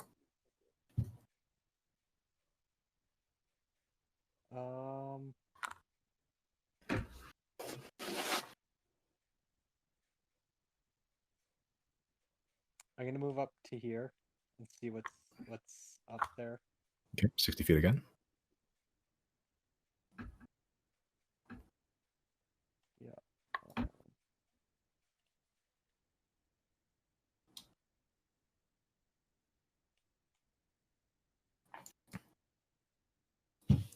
And I'll do it again. Okay.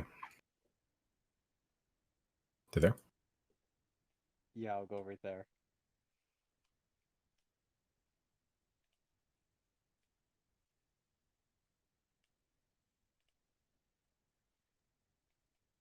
Okay. Yep. So you just haul ass. Like Zero, you just watch as Chris like just Sonic speeds into the darkness and you just gone.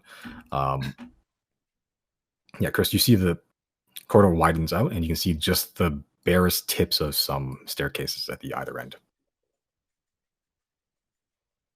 I see. Okay. And that's it. That's all I can do, I think. Okay, Pratchell, now that he can see, not very well, but he can see. Go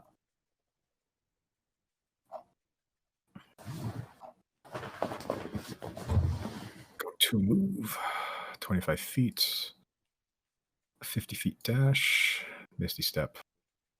There. Slowly making his way up. Oh, Chris Austin is, wait for me. You might want to take it easy there. Yeah, he's leaving a pretty sizable blood streak as he's just teleporting around. Okay, that's his turn. Jenna. Still blind? Giorgio still basically a giant motor. Yeah, we're just creeping up. Okay. All right. That's the end of your turn. There you go. Fucking Christ.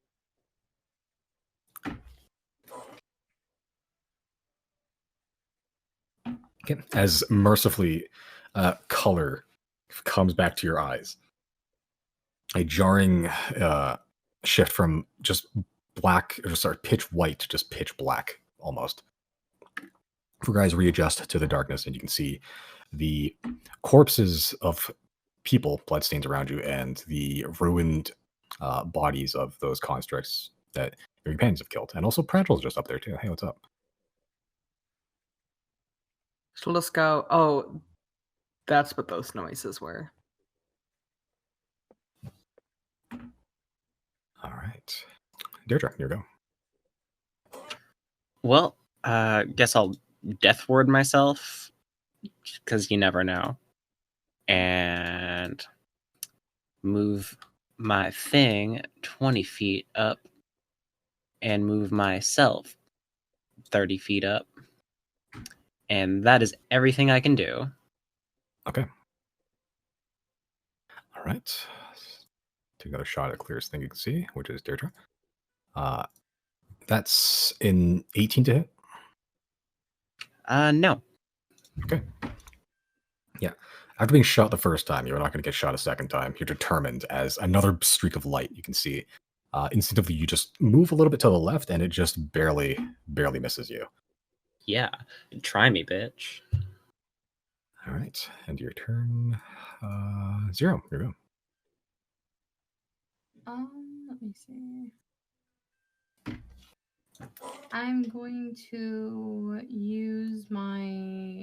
Can I use my movement and my action to, I guess, dash and get like right here, or would I have to use? Yeah. Save your bonus action as well.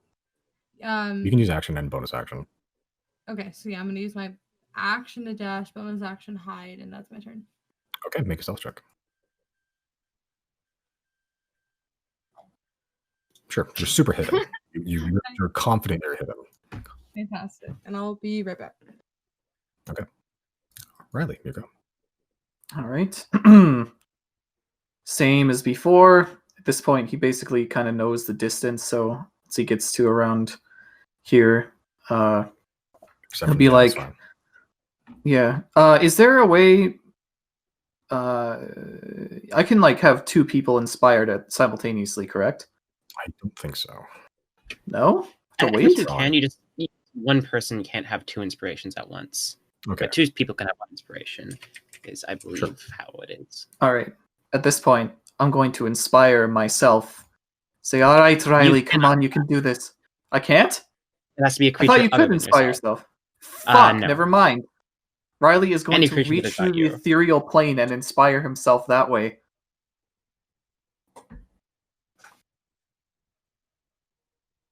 Just kidding, obviously. There's not a whole lot else I can do. Nobody's around. I can't see shit. It's my turn. Okay. Make another con save.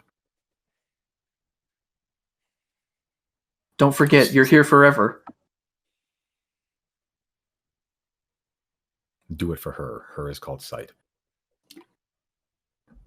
Yep, still super blinded. I really thought I could Well, inspire really? myself. I thought I remember reading that somewhere. No, it is explicitly the opposite. Weird. It's a. I think that's a lore college feature. Is you can effectively inspire yourself, but only for ability checks. Okay, skipping through everyone's. Chris, here you go. I'll move up over here. Okay. That's with enough. That's a lot of movement. Yeah. Cool. And I guess I'll Sure. just Hold on. Okay, I'll say from the angle you can see about there. As you see a pretty large another construct just perched atop this raised platform. Same gray blue metal construction as the other ones you've seen. Body's more humanoid and has some clear tubing with some sort of fluid running them to like an insect-like head, and several eyes. And one arm's very long and thin, and the other one looks like a big shield. That looks like that. Is Assuming that you can see that. Predator? Is that Mecha Predator? okay. Yeah, I think what I'm gonna do is I'm just gonna stay there for now. Okay. And wait until everyone else makes their way back up here. Sure. Pratchell is super behind now. Same tricks.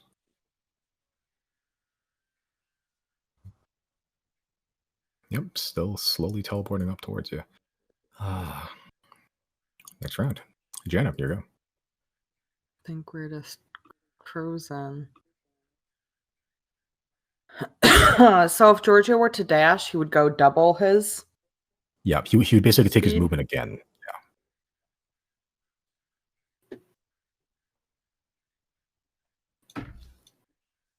All right, baby.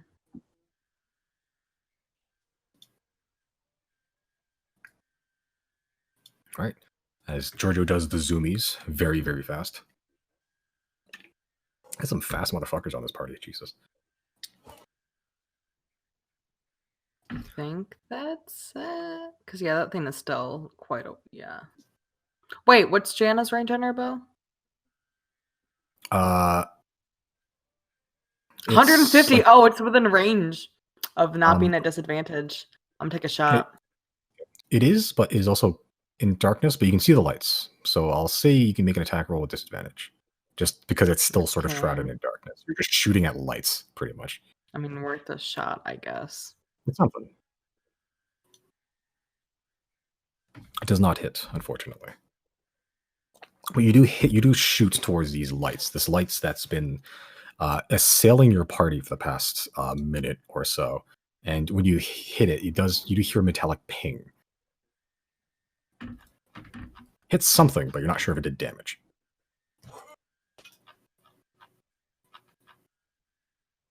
Okay, it's the end of your turn. Yep. All right. Deirdre, here we go.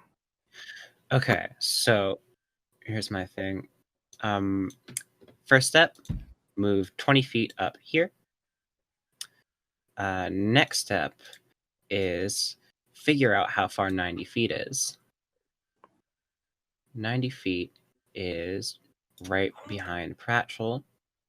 And then you got to figure out from there how much 40 feet is. Okay. So...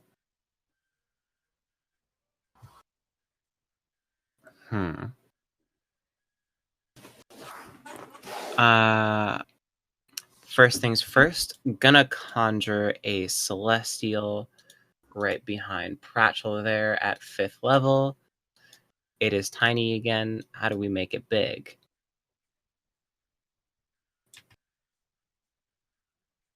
Now it's big. Right on. Love that. But the thing is, I'm not sure if I want to make it a defender or a... What's the other one? Avenger. I think I'm going to go for defender and get it to use its 40-foot fly speed and dash all the way up here. And just kind of be right up in its grill like that. Okay.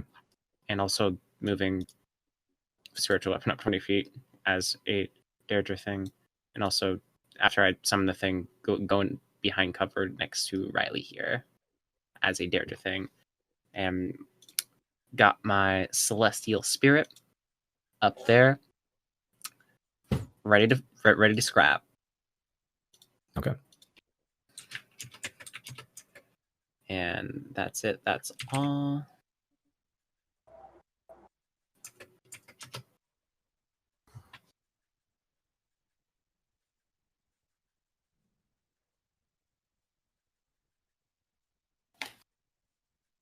Okay.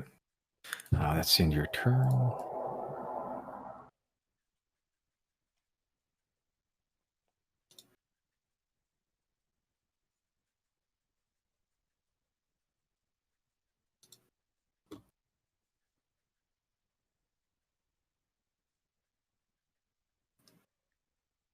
Okay. This thing just appeared at its grill. That doesn't like that. Wouldn't imagine it is. Does 23 hit it? Yes. Okay. Unfortunately. Hopefully it doesn't kill it, because that would super suck. So Chris, you watch as it sort of swings its pretty big, sizable shield arm around, and it strikes this big glowing angel kind of right in the face. As it does, you feel this like almost concussive force as angels push back a number of feet. 1, 2, 3. The angel from that takes 8 bludgeoning damage and 3 Okay. force damage. For a total of 11. That's workable. I can work with that. Chris is in awe right now. He's never seen this sort of thing ever. Mecha Okay. fight? I then tried to shoot the thing, but like not with like the big laser.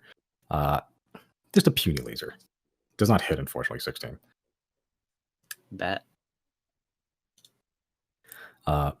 As Chris, as it sort of gets pushed back, you see it point the large claw-like arm, very thin, not unlike a tuning fork, and it points, but it does not. It's not the blue charged beam. It's like the very similar to the red beams that the other ones were using. That one goes a little bit astray. Does not hit, unfortunately. It's Breath of the Wild parried. No, it just misses. Oh, okay. Not that cool.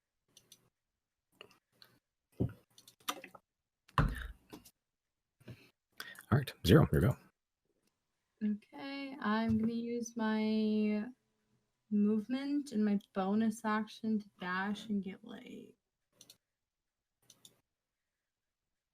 right up here.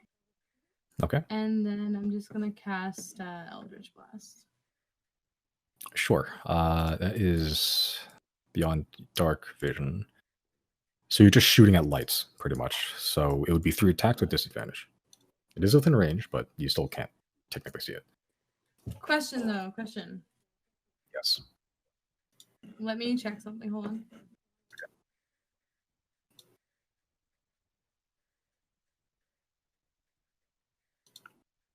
Sorry, how long does Eye of Truth last? Like an hour. Oh, because I used that like minutes before You combat. did. So You did. how Yeah. make that? I think it was an hour, right? Pretty sure it does. I'll double check. I made so much things I can't remember. Truth. 10 minutes. Okay. It still has been 10 minutes, so you're fine still. So Yeah, just so you can see that far. Yeah. There's 3 regular attacks. fuck it.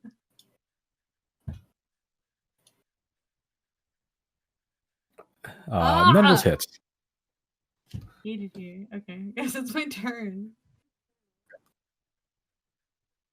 Yeah, still difficult to see. Yeah, it's you do strike a little bit, but it's sort of using its shield to block a lot of the shots. Okay, Riley. Another one, but this time he'll do it twice. Ah, yes, you can even do it 3 times if you want to do an action with it too. No, Okay, that's it. Twice is good. sure. Make another con save. Still blind. One of these days. No, never. I'm never escaping from this. I wasted my one good roll of the session on nothing.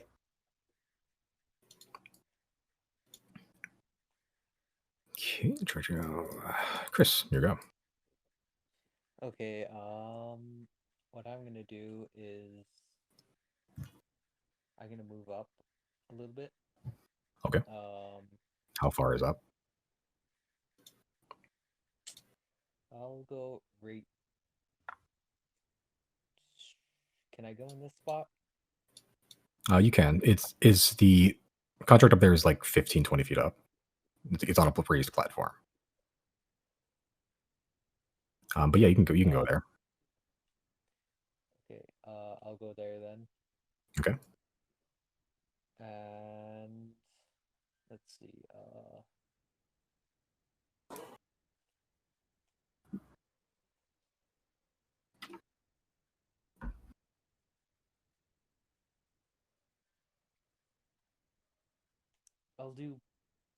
I'll do pulse wave again at level 5.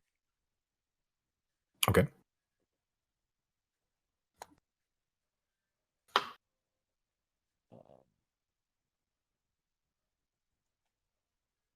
It's Constitution saving throw.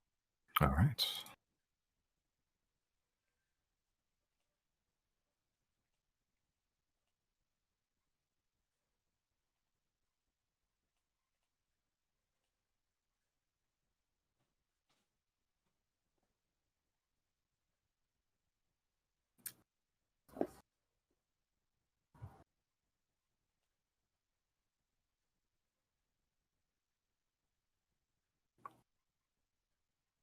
Okay.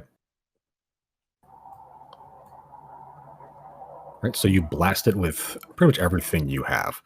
Uh, with as hard as you can, try to blast it backwards or pull it towards you.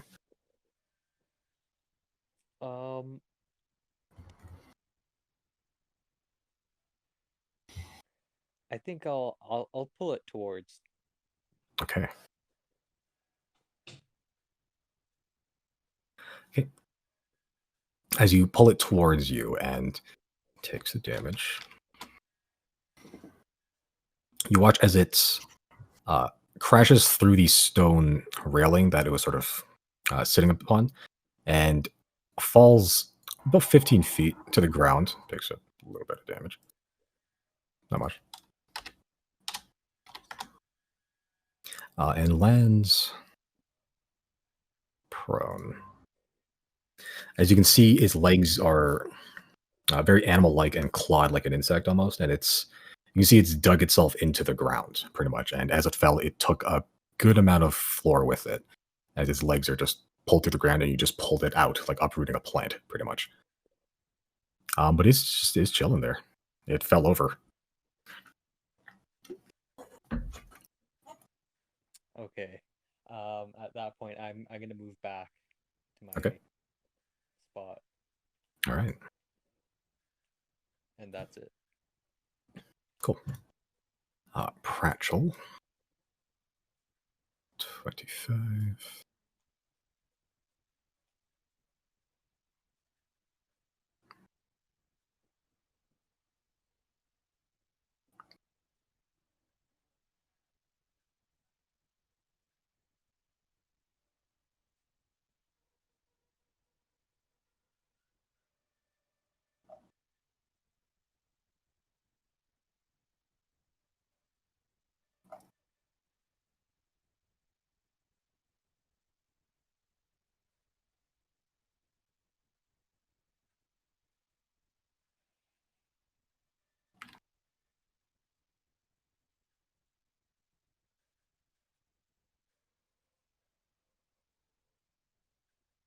Hmm.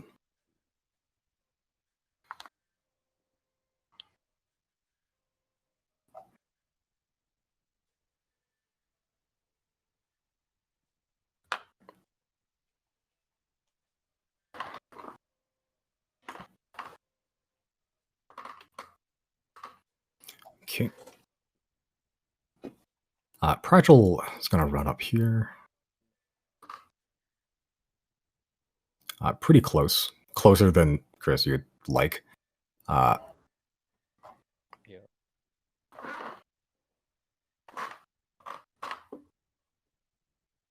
Okay, he's going to cast Imprisonment.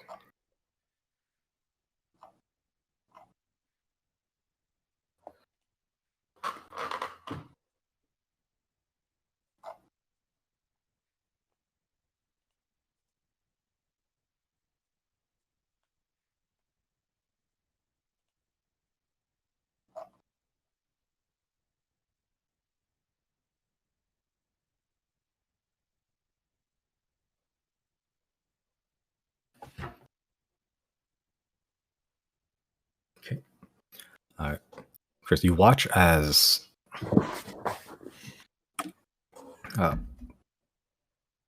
Pratchel pretty much runs up towards this construct. You see him smile. Very strange. Not like the big goofy smile, but like a curious, almost knowing smile. It's a little bit unsettling for you. As he pulls out a key and a miniature like door, pretty much like made out of wood, like carved. As he throws them both up in the air, they disappear, and so does the construct.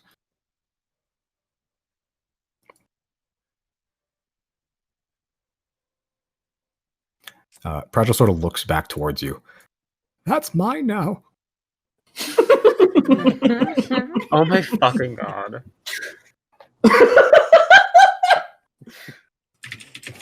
Chris salutes and then claps.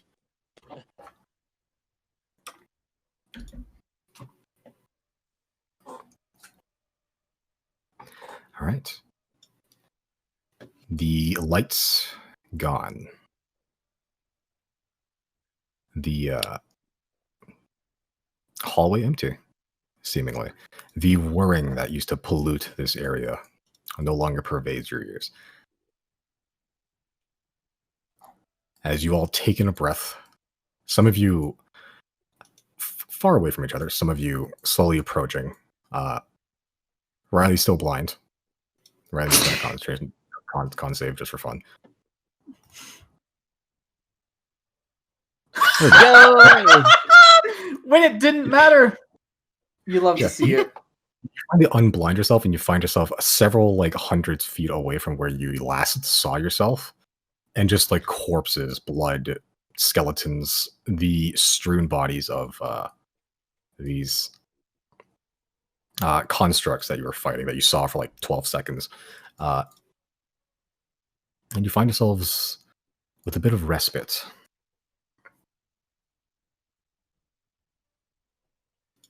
Okay, so like what the fuck happened?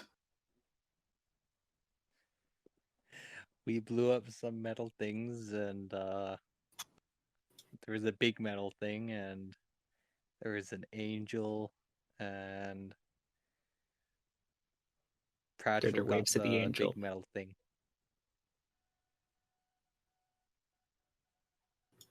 The angel waves back. Anyways, who needs healing? Because fun thing this angel can do is heal people. Once. Oh, thank God. My job is finally not my job anymore. Is Pratchel looking horribly disfigured still? Yeah, he is. Yeah. Now he's looking 2d8 plus 5 less. 11. 11 less dead. Okay. And some of the wounds on him heal up. Not a lot, but there's still a gaping hole, like where his internals used to be. Yeah.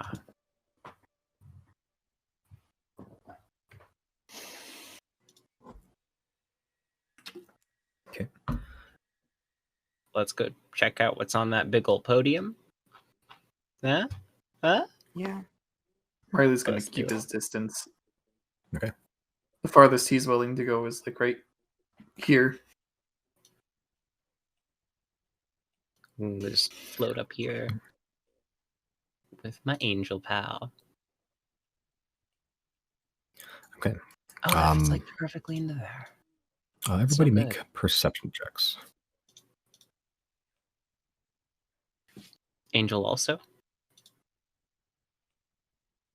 I no. I'll have to read more on that spell to see exactly how it works, because I'm just trusting you basically entirely how that works. Fair enough.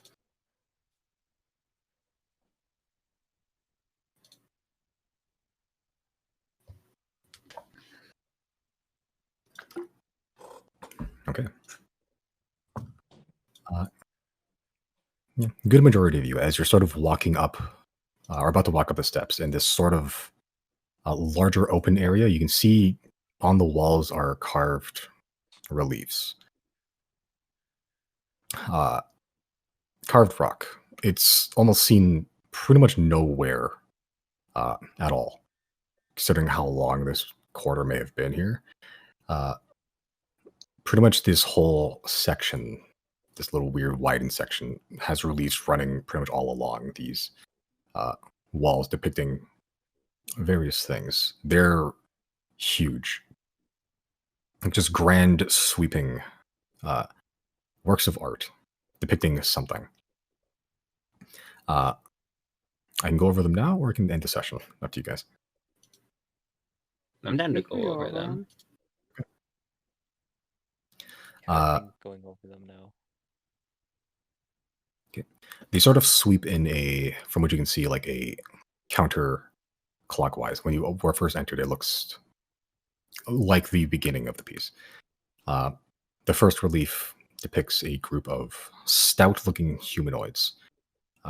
Seem to be wearing robes, and they're looking to the sky, atop a craggy mountain range, overlooking a portion of rugged plains filled with just rocks and shattered pieces of slate. The sky itself looked to be nighttime, as the stars are also carved and depicted. One of the humanoids on the top of the mountain begins to bring out a large, looks to be a spyglass that points skywards towards the stars. Who reads Dwarven? I think I You do. okay? So, Chris, you walk over to the relief, and you can see below this relief, there's a caption written in Dwarvish. It reads, "The stargazers look at the stars for a way to reach them." The next relief, just one over to the left. The same depiction of humanoids, the mountain range, the rugged plains, but this time the stars begin to fall out of the sky. And where there wasn't before, there is now a large spherical shape with a large eye carved into it. The stars crash into the earth and create craters as these humanoid figures with their robes atop the mountain look on. Another caption below the relief. "We found the stars that were looking back. We did not reach the stars reached us." The next relief. A carved image of the same landscape once again. Two of these stars appear to be striking the mountain range these humanoids are standing atop. They create a cave that these humanoids begin to enter and follow downwards, as the depiction now creates a image of winding tunnels that lead to the bottom below the mountain. The eye in the spherical shape in the sky doesn't appear to be there anymore, just leaving an empty circle. Another caption in Dwarven. "The star blessed us with its tears, those made of starlight and those of glassy void." The next relief. Huge, towering humanoids and animals begin to stomp on pillars embedded in the ground near the mountain, just spread across this plains. More stars fall from the sky. The eye in the sphere is returned in this depiction, and The image below the mountain has gotten more complex. This one has an illustrative carving of the same stout humanoids talking with other strange beings. One is a floating humanoid figure with spikes emanating from its body. The other has an upper torso of a humanoid, but the legs are crab-like with 4 pincer-like arms. This figure appears to be carved in metal. Another caption. The gods are scared and weak. The stars have existed long before divinity. This we know to be true. Only through the path of stars can we achieve enlightenment. The next relief depicts the landscape outside the mountain to be barren and dead, filled with the corpses of large, lumbering titans. The eye in the sphere is no longer there, again, just being represented by an empty circle. The inside of the mountain depicts these stout humanoids in robes, working harmoniously with creatures made of metal and creatures made with spikes protruding out of them. The stout humanoids appears to be standing outside of a long tunnel with a metal gate, barring the path. Another caption. It came to us from between the stars. It watches over all. Brilliant starlight and deepest void must spread for us to become one with the sky. As you make your way counterclockwise toward the relief, this one appears to be the last. Not depicting the ever-changing landscape that was present from relief to relief previously. Instead, it focuses on that sphere. The eye has returned to the center of the sphere. There appears to be 3 long tendrils erupting from the circumference of the circle, dividing its surface into 3 equal parts. In between these tendrils, on the circle itself, appears to be depictions of various creatures and objects. 1/3 appears to house long rectangular pillars and triangular spikes jutting from its surface. The creatures residing there are covered in these triangular spikes. The next 1/3 appears to house smooth, circular, rounded shapes. Creatures with 1 eye, clad in equally smooth armor. And the last 1/3 appears to house towering hives made of flesh, like torn bodies of slaughtered animals strewn up as decorations. The creatures there are fleshy and grotesque in all manners of shapes and sizes, all draped in sagging meat. The final caption in Dwarven. The 3 arms of the star, the blackest void that corrupts all it touches, the brightest light that summons celestial fury, and the malleable flesh that have turned their eyes to the night sky. We transcend our bodies, so that our flesh may be remolded into the most luminescent of stars.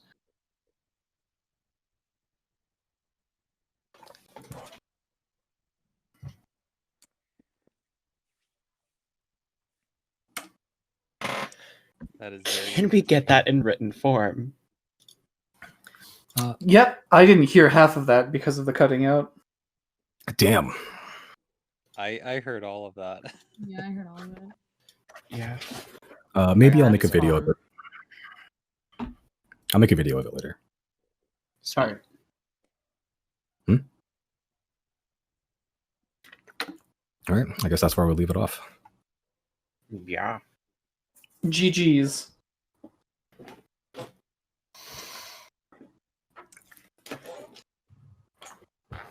I contributed nothing.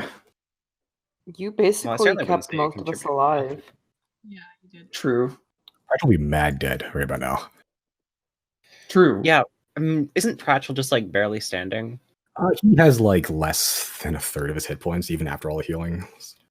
Yeah. And he got a giant robot. Apparently.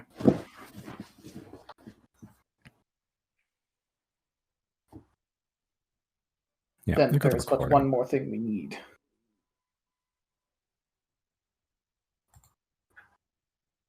Yep, let me just do the calculations now.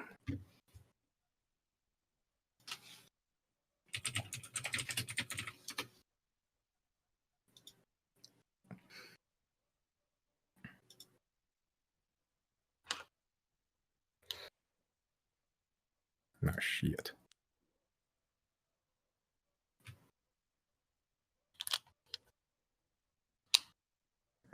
Hold on. Bear with me.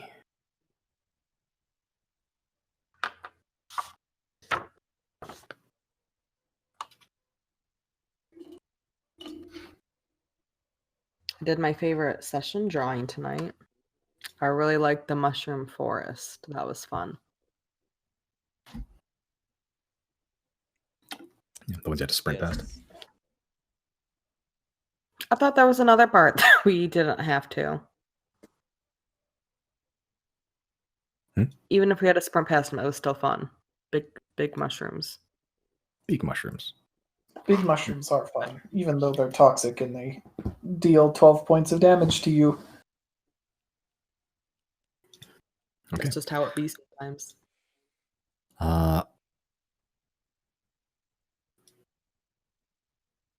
Okay, so 2,800 is from the combat. I'll add in an extra 800 for some RP. Nice. So 3,600. Sure. 80. For a total of 90,340. That's what I got.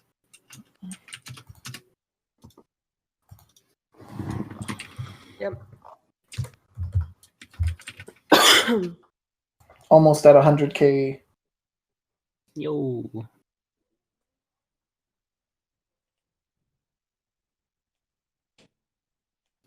Very exciting.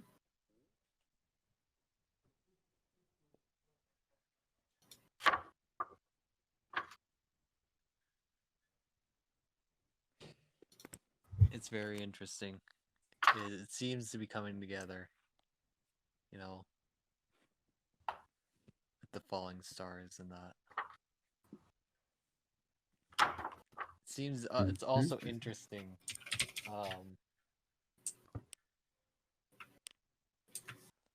How it ties in, like the spike, like it was the spike people, and then it was like the one-eyed celestial type people, and then it was the grotesque people. We've kind of encountered like spike people, and now kind of encountered the celestial type people. But I'm not sure if we've encountered the grotesque people yet. But So the question is, they all seem to be some way somewhere around Sen Lumina. So I'm thinking maybe the eye is somewhere in Sen Lumina.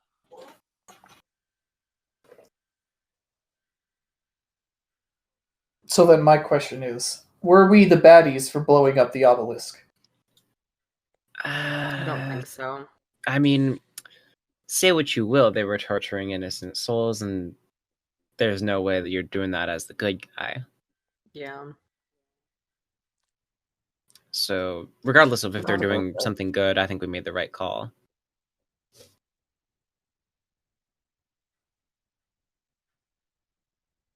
Either way, it's already been done.